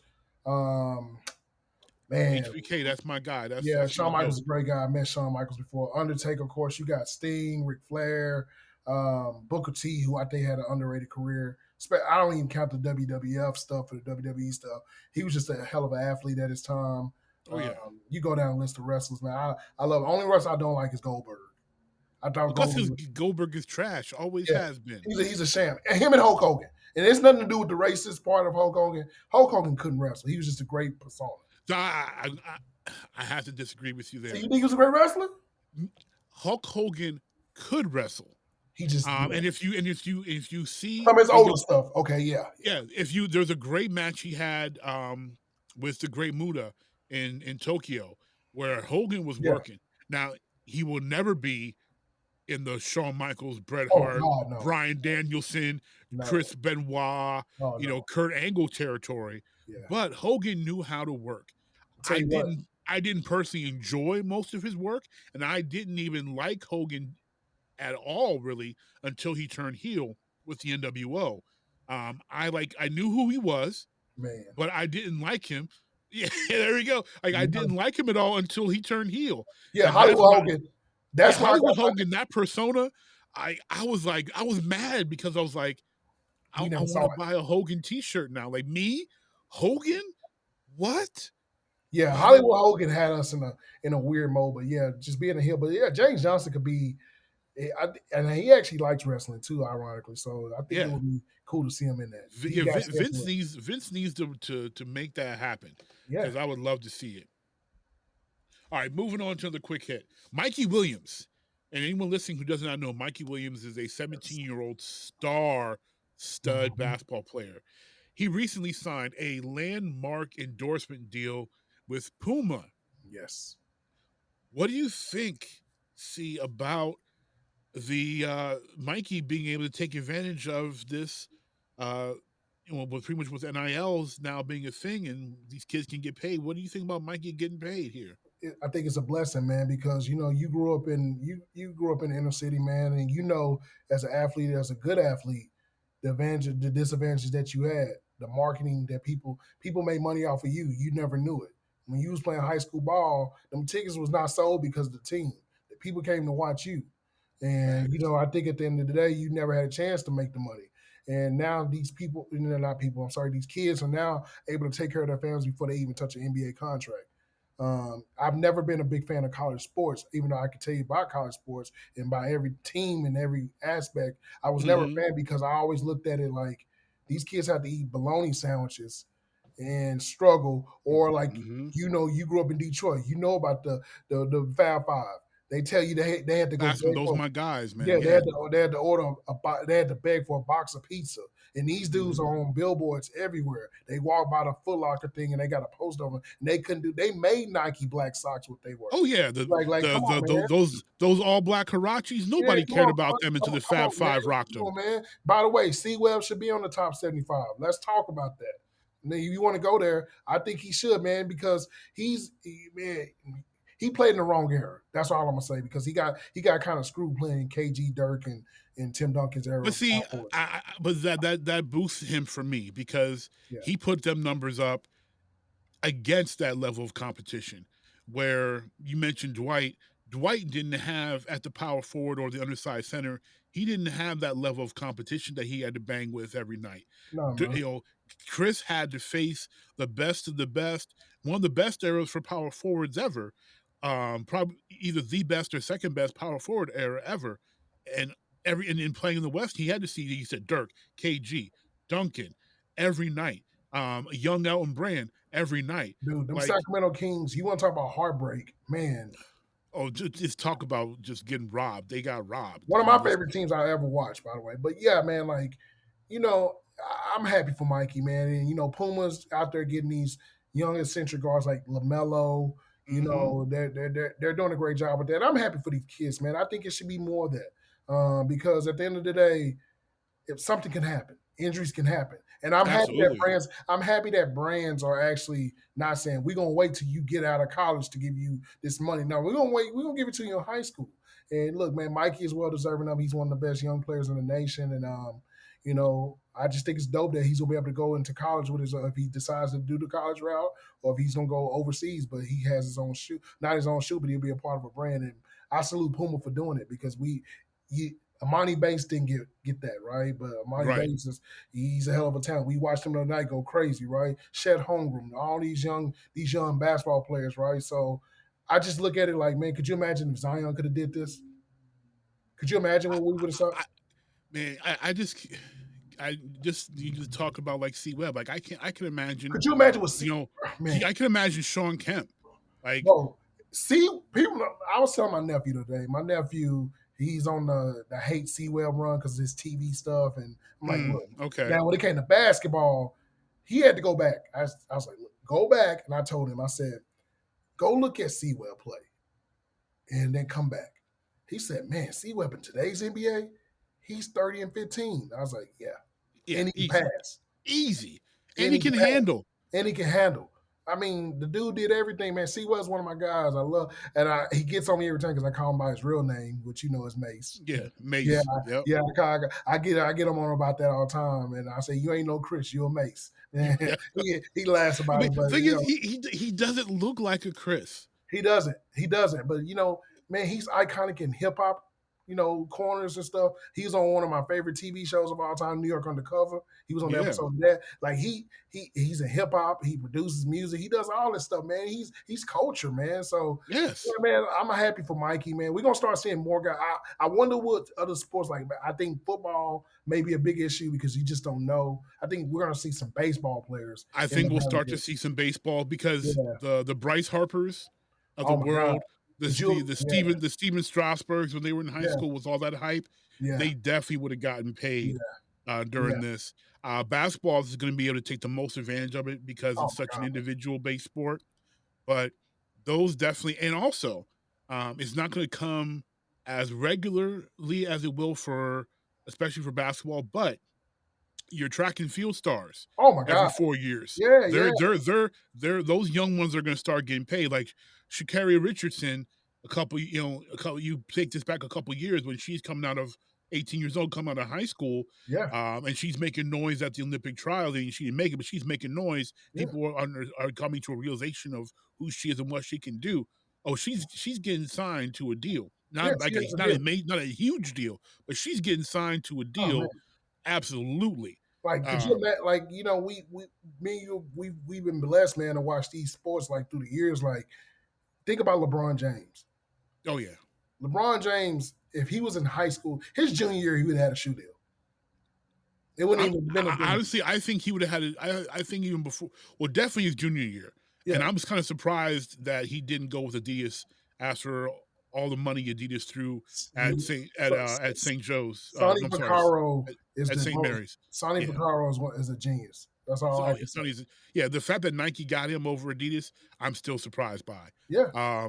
But him during his time, 3 players definitely would have had deals: Braun, Lenny Cook, and Bassie. Those 3 guys would have had. Yeah. Those 3 guys would have had deals. Sebastian Telfair was huge. I never seen an 8th grader do what Bassie could do with the basketball. No, we thought he was Stephon Marbury 2.0. I thought he was going to be better than Steph. Yes. The only issue we had with Bassie was he was a little smaller. He was smaller, yes. But he could do things with the ball that Steph could not do. No. He was quicker than Steph was. He had a better jumper in high school than Steph did. Like, he didn't have the height and he didn't have Steph's hops, but he didn't need to because he was distributing the ball. It was insane. Yeah, man. And I got another one for you, a high school kid, man. I think that would have went crazy in this NIL day. OJ Mayo. OJ Mayo, definitely. And I got another one for you. Go ahead. I got another one for you. Shea Cotton. That was my man. Shea Cotton, that was the story my of Shea Cotton. dude. If you ever want to teach a kid about basketball and the history of it, let them watch anything on Shea Cotton and how good he was. Like Shea Cotton was, Shea Cotton, yeah. Oh, the fact that Shea didn't make it to be making millions of dollars is a travesty because Shea could ball, and I think he has a documentary on Amazon Prime right now. Yeah, he does. Yeah, Shea Cotton does. Shea Cotton was something else. Like today's players, I think like a year ago I was watching one of the obscure basketball shows on ESPN, and RJ was talking, and like the host asked him, like, who should have been, playing with you guys that didn't, and RJ was sitting there and he was like, oh, he's like Shea Cotton. By far, Shea Cotton, and everyone started nodding their heads like, "Oh yeah, absolutely." They're like, Shea was so much better than we were all were. They're like, yeah, the fact that Shea wasn't here with us making all this money, absolute crime. It's funny because like every generation of the GOATs, right? We talk about LeBron, different guys, MJ. They all got somebody that should have made it, but unfortunate things happen. Like MJ can always say, if Len Bias would have touched the basketball in the NBA, we may not look at the Chicago Bulls as that dynasty. Boston sort of had. My Pistons may not have won if they had Len Bias. Yeah, a young Len Bias with Bird and McHale and Parrish. Yeah. Like it would the biggest cheat code ever is how they rebuilt that team. And look, not only did they lose Len, they lost Reggie. Yes, I was about to say that. Reggie Lewis on top of that. Yeah, and you talk about what that would have been devastating to the Bulls, the Pistons. Oh my God! Like, how does that even? They lucked up and got Len Bias, right? Then you get Reggie Lewis, who a lot of people passed on, and both of these dudes, like, well, Len never became the All-Star in the NBA, but you knew he was. But Reggie was an All-Star.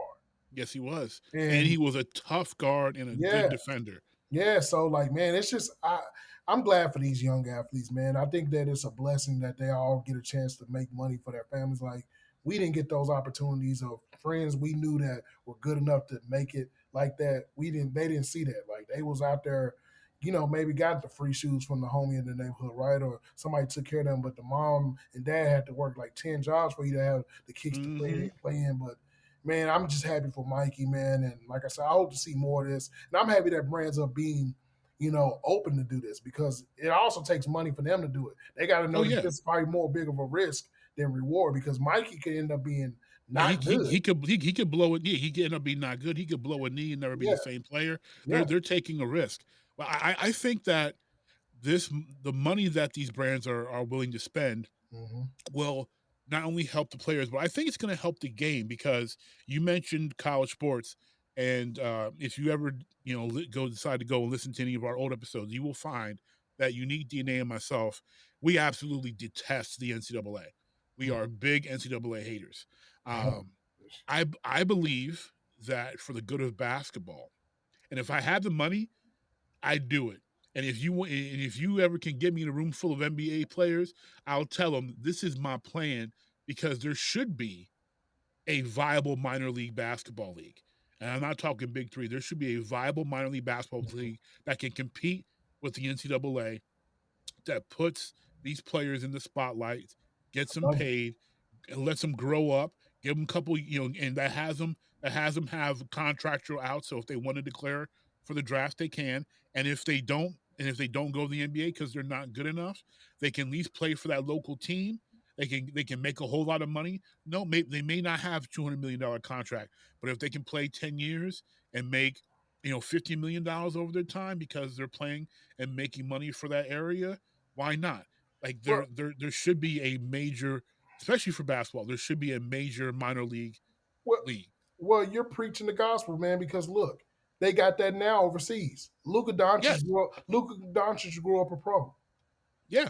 Why? They Why have do it you think overseas for Luka Doncic? basketball Yeah, and soccer, yeah. especially. Why do you think Luka Doncic grew up? Why do you think Luka Doncic is so good? Of course, it Yeah, takes skill, but when you're able to grow up around the pro athletes and be a pro for majority of your life, you know what it takes. yep. Like when you look at Luka, Luka's unreal because guess what? He's been there before.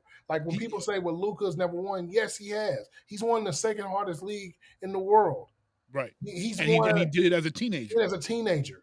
So he grew up around like grown men in Yeah, professional sports. which Like, is why he's good because yeah, he's not an athlete, but yeah. he's Oh God, no, crafty. no, no. He's crafty. He's He, shifty, and he's he, smart. he's built just like Chris Mullin was. Other than that, there's no physical peak gift that he has. But guess what? He None. can just hoop. He can hoop. Yeah, and he's He, still he, cooking all these cats yeah, yeah. without the edge. He's literally. I won't say from a skill standpoint because I think he's already. I think Larry Bird's the most skilled player that we probably ever seen that had no ability of athleticism. But he's literally Hmm. our Larry Bird because like he could do. If you looked at Luca and you watched him move, because I remember when he got drafted, I told people, I said, people kept saying, well, he's not going to be able to do it in the NBA because he's not fast enough or he don't have the wiggle. I said, you don't become an MVP in the second hardest league with no kind of skill. Right. I said, this is the one kid that's going to, Especially without athleticism. well, You watch him walk, and yeah. it's How like, is he doing? dude, I tell can him all you the even time, I said, walk? I never forget, man, when I interviewed him his rookie year, the comment when he made about, that it's going to be easy to score in the NBA. I had to think about what he meant by that. And the thing is this, when you look at him, it's like his moves, his set, you know what he's going to do. You knew Yeah. what Bird was going to do. But guess what? Bird told you what he was going to do. Yeah, and it's unreal. And like I said, skill wins over anything. Like the art of skill, and that's something in sports that we have. But yeah, these young dudes, man, I'm happy for them, man. I think I would have loved that scene with the Ball brothers would have got before all this went down. We may have Hmm. got a chance to see LaMelo play They, college basketball if that would have happened. yeah, and they probably would have gotten a lot more money. Oh my God. Honestly, because Lamelo is right at that cusp. Lonzo, and LiAngelo missed out on that, but Yeah, Lamelo would have been right on that cusp. yeah. And if their dad wasn't, as boastful as he was, they probably would have got a lot of money out of that, a whole lot. All right, real quick. Um, PS5 versus Xbox Series X. It's been 1 year. This month, it's been a year. 1 year later, who's winning? All right. So I don't know if you've been seeing my tweets today. I had an unfortunate situation with my PS5. I heard that you mentioned on your stream that your PS5 is stuck in safe mode. It didn't have a video. I woke up this morning to cut it on, no video. I Oh, had a video and it just disappeared. Well, I got some good news. I got a text. The guy locally here, I know he knows how to fix everything. He's fixed every console I've ever had. He fixed my PS5. So I'm going to go nice. pick it back up. So now I'm back on which one. So personally for me, it's tough because both of them kind of have unique things. I will say because of one thing that separates two is that dual sense feature on this bad boy controller. Mm-hmm. I've never been a fan of PlayStation controllers. I've always thought the Xbox controllers were better. Not the fat ones from the OG Xbox, but 360 going forward. This Yes. controller makes this console way more different. And just the feeling, the vibes I get from it. I love Xbox. But if I had to pick one, I do think PlayStation. Now, if Xbox would have came out gunning like this as they've been recently, especially with Mhm. this Forza Horizon 5, if they could have dropped those type of games in the beginning of the launch, I may be saying Xbox. Now, Xbox is doing great now with this Game Pass and different things. There, I got both, so I love them both. But I I love the PS5 because of that dual sense.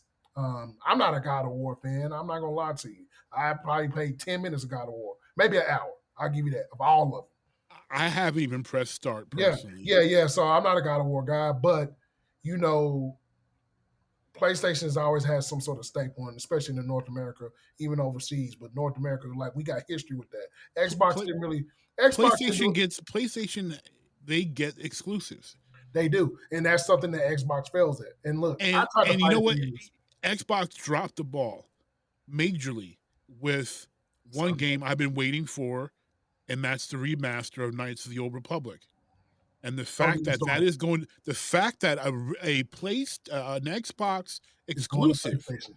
is going to be exclusive on PlayStation Mhm. is a coup and a half.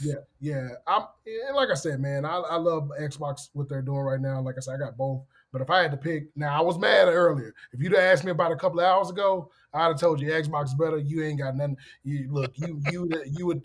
I would have had every reason. But look, man, every console has issues. Look, man, I don't know why I would say that because I went through like 10 Xbox 360s when they red ringed all of them. Oh So man. so yeah, I would say right now, man, after a year, PlayStation has really done a great job with the PS5.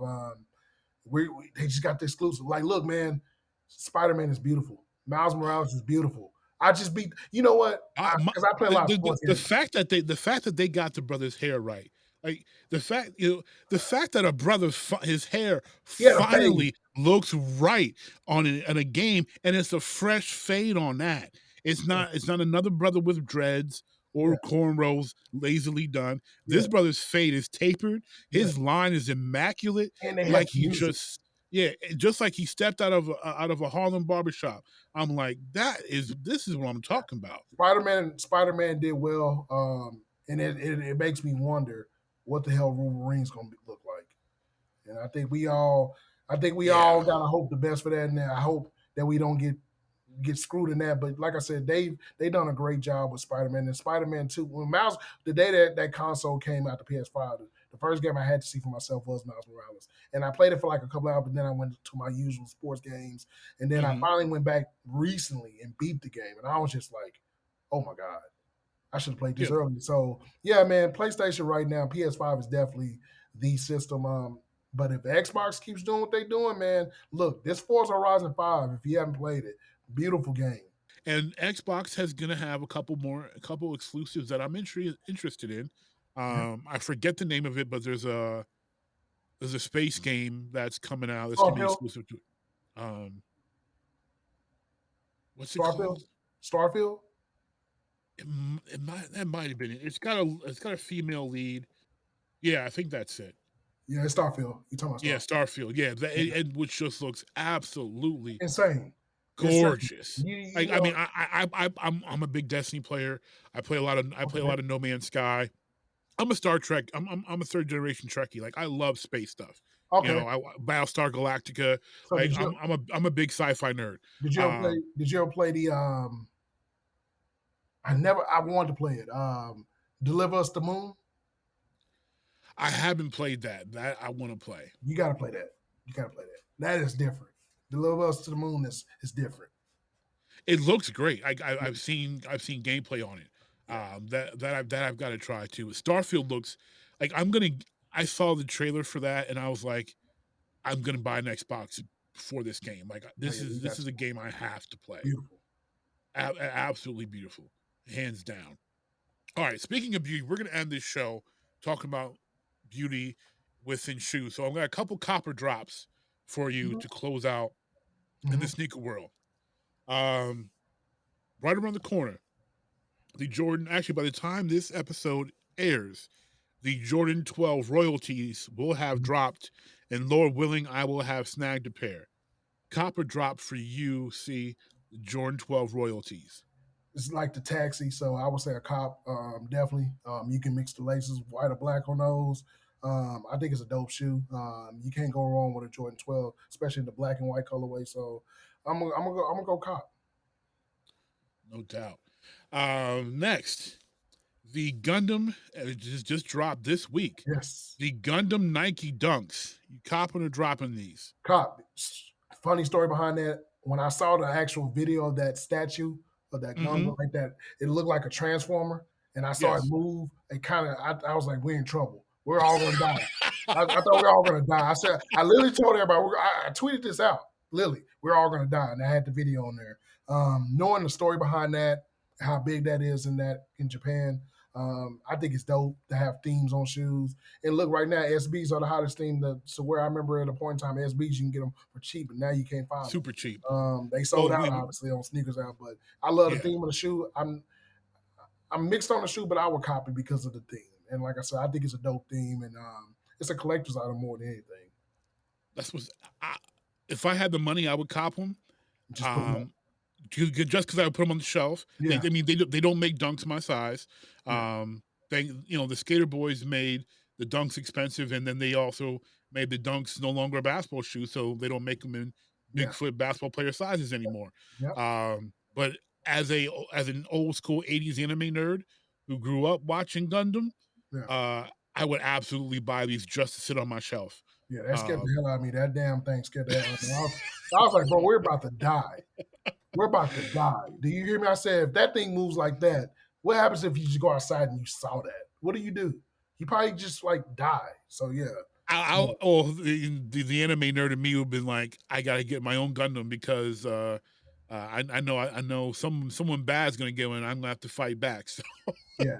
And unlike the Transformer shoe they did for Calvin Johnson with Nike, this shoe was yes, the Megatron shoe was super dope. Yeah.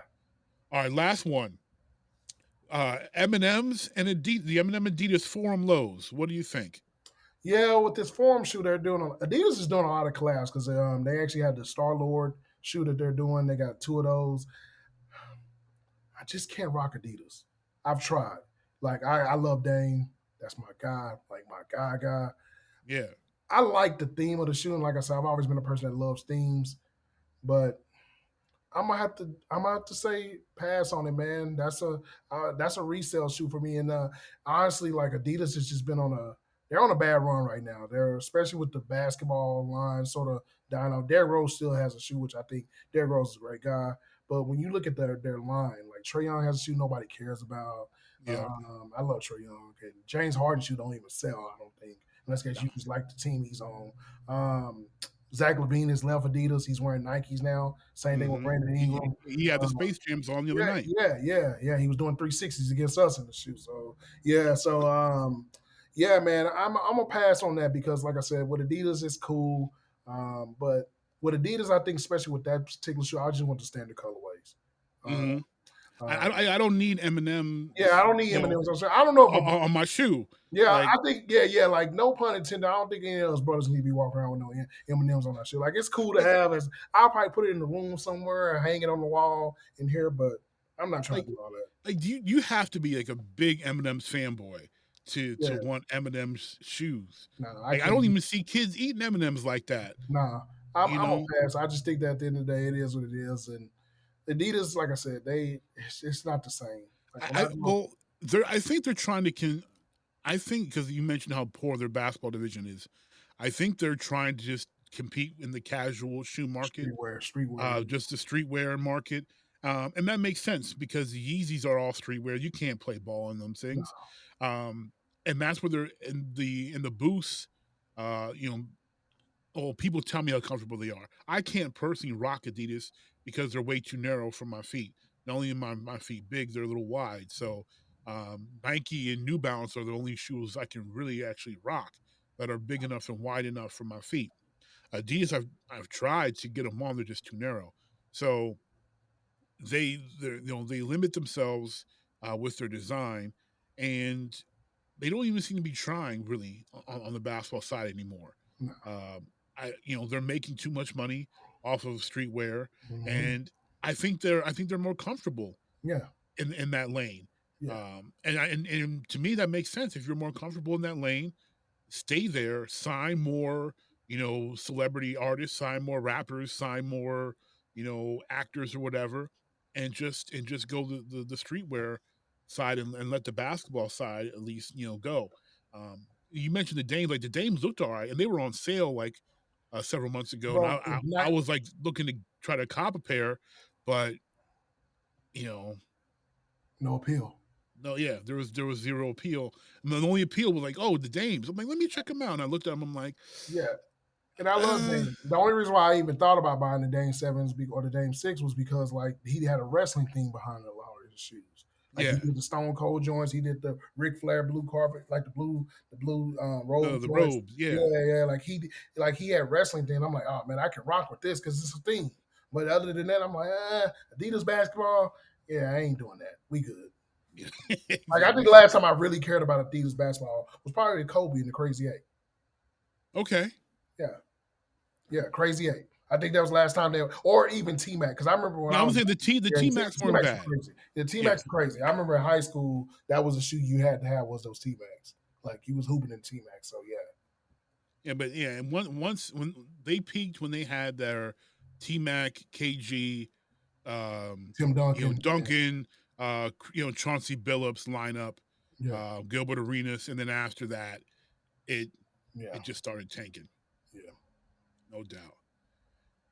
Well, Jeeks, that is going to conclude this episode of the original Jeek podcast that we made and decided to create just to bless your earballs. I want to give a special thanks again to my guest, C. Hendo, Chris Henderson. And Chris, before we go, please just remind everyone how they can find you on social media. Yeah, man. Definitely just search C Hendo, and that's SEEHENDO. Now, if you do that on Twitter, separate the C and Hendo, put an underscore in between that. You can find me on Twitter. Definitely hit me up, man. I'm available. I talk to everybody, so definitely hit me up on Instagram as well. If you play Xbox or PlayStation, add me on both. That's C Hendo. You can go on YouTube if you want to watch a lot of sports content. I got interviews with Kevin Durant. You name the player, the athlete, especially any sport, I've interviewed them. You'll get a lot to learn about a lot of these guys that you probably didn't know were gamers or sneaker guys. And, yeah, it's pretty dope for me, man. But, yeah, you can find me everywhere, man. But more importantly, for everybody out here, for first-time listeners that are listening to my guy's show, definitely follow his brand, too, as well. I love talking culture with these guys. This guy reminds me of myself, and, like, the craft that he comes with. Like, he's multifaceted. Like, he grew up I can tell he grew up in my ilk. My world, because like wrestling and different things that we enjoy. Like I'm not the biggest anime person, but I can relate to him on certain things on those parts. But I enjoyed this, man. And like I said, shout out to all the Jeeks Nation and the fans out there, man. I just followed all the Jeeks Nation stuff that's going on for sure. Much appreciated. That's why I created this brand, because coming up, coming in the 80s, you weren't allowed to be a jock and be a nerd or a geek at the same time. No. Couldn't do that. I was that star athlete that was watching Star Trek at home and reading comic books and watching anime, and that was a no. We got laughed at for playing video games. Now look. Exactly. If you mentioned The Legend of Zelda, they'd be like, "What?" I remember I brought Ocarina of Time to school one time. I got laughed at. So now look. Yeah, exactly. So that's why I've created this platform, and I appreciate you coming on to it. I knew once we connected in that Dreamcast chat, I was like, "No, this brother's a vibe. I gotta have him on." So we're definitely gonna have to link up again. Oh no, man! Anytime, man. Just give me the word, man. If I ain't at an NBA game, we'll make something happen. Especially right now. No doubt. Well, folks, I am your host, Rockin' Mr. Magic, and I want to thank you for listening. And we could not do this show not without you, Jeeks, who continue to support us by listening. So please rate and review the show on your podcasting app of choice. We are on Apple Podcasts, Google Podcasts, Spotify, Stitcher, CastBox, and more. And if you can't find us, let us know at jeeknation@gmail.com or message us on Facebook at jeeknation. And until next time, peace.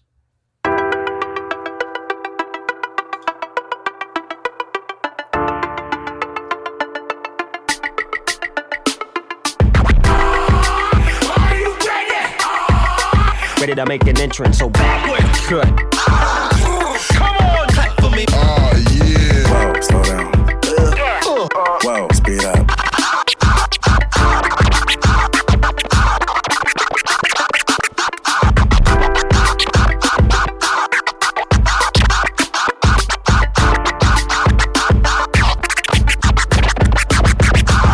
is DJ What, and you're listening to the original Jeek podcast.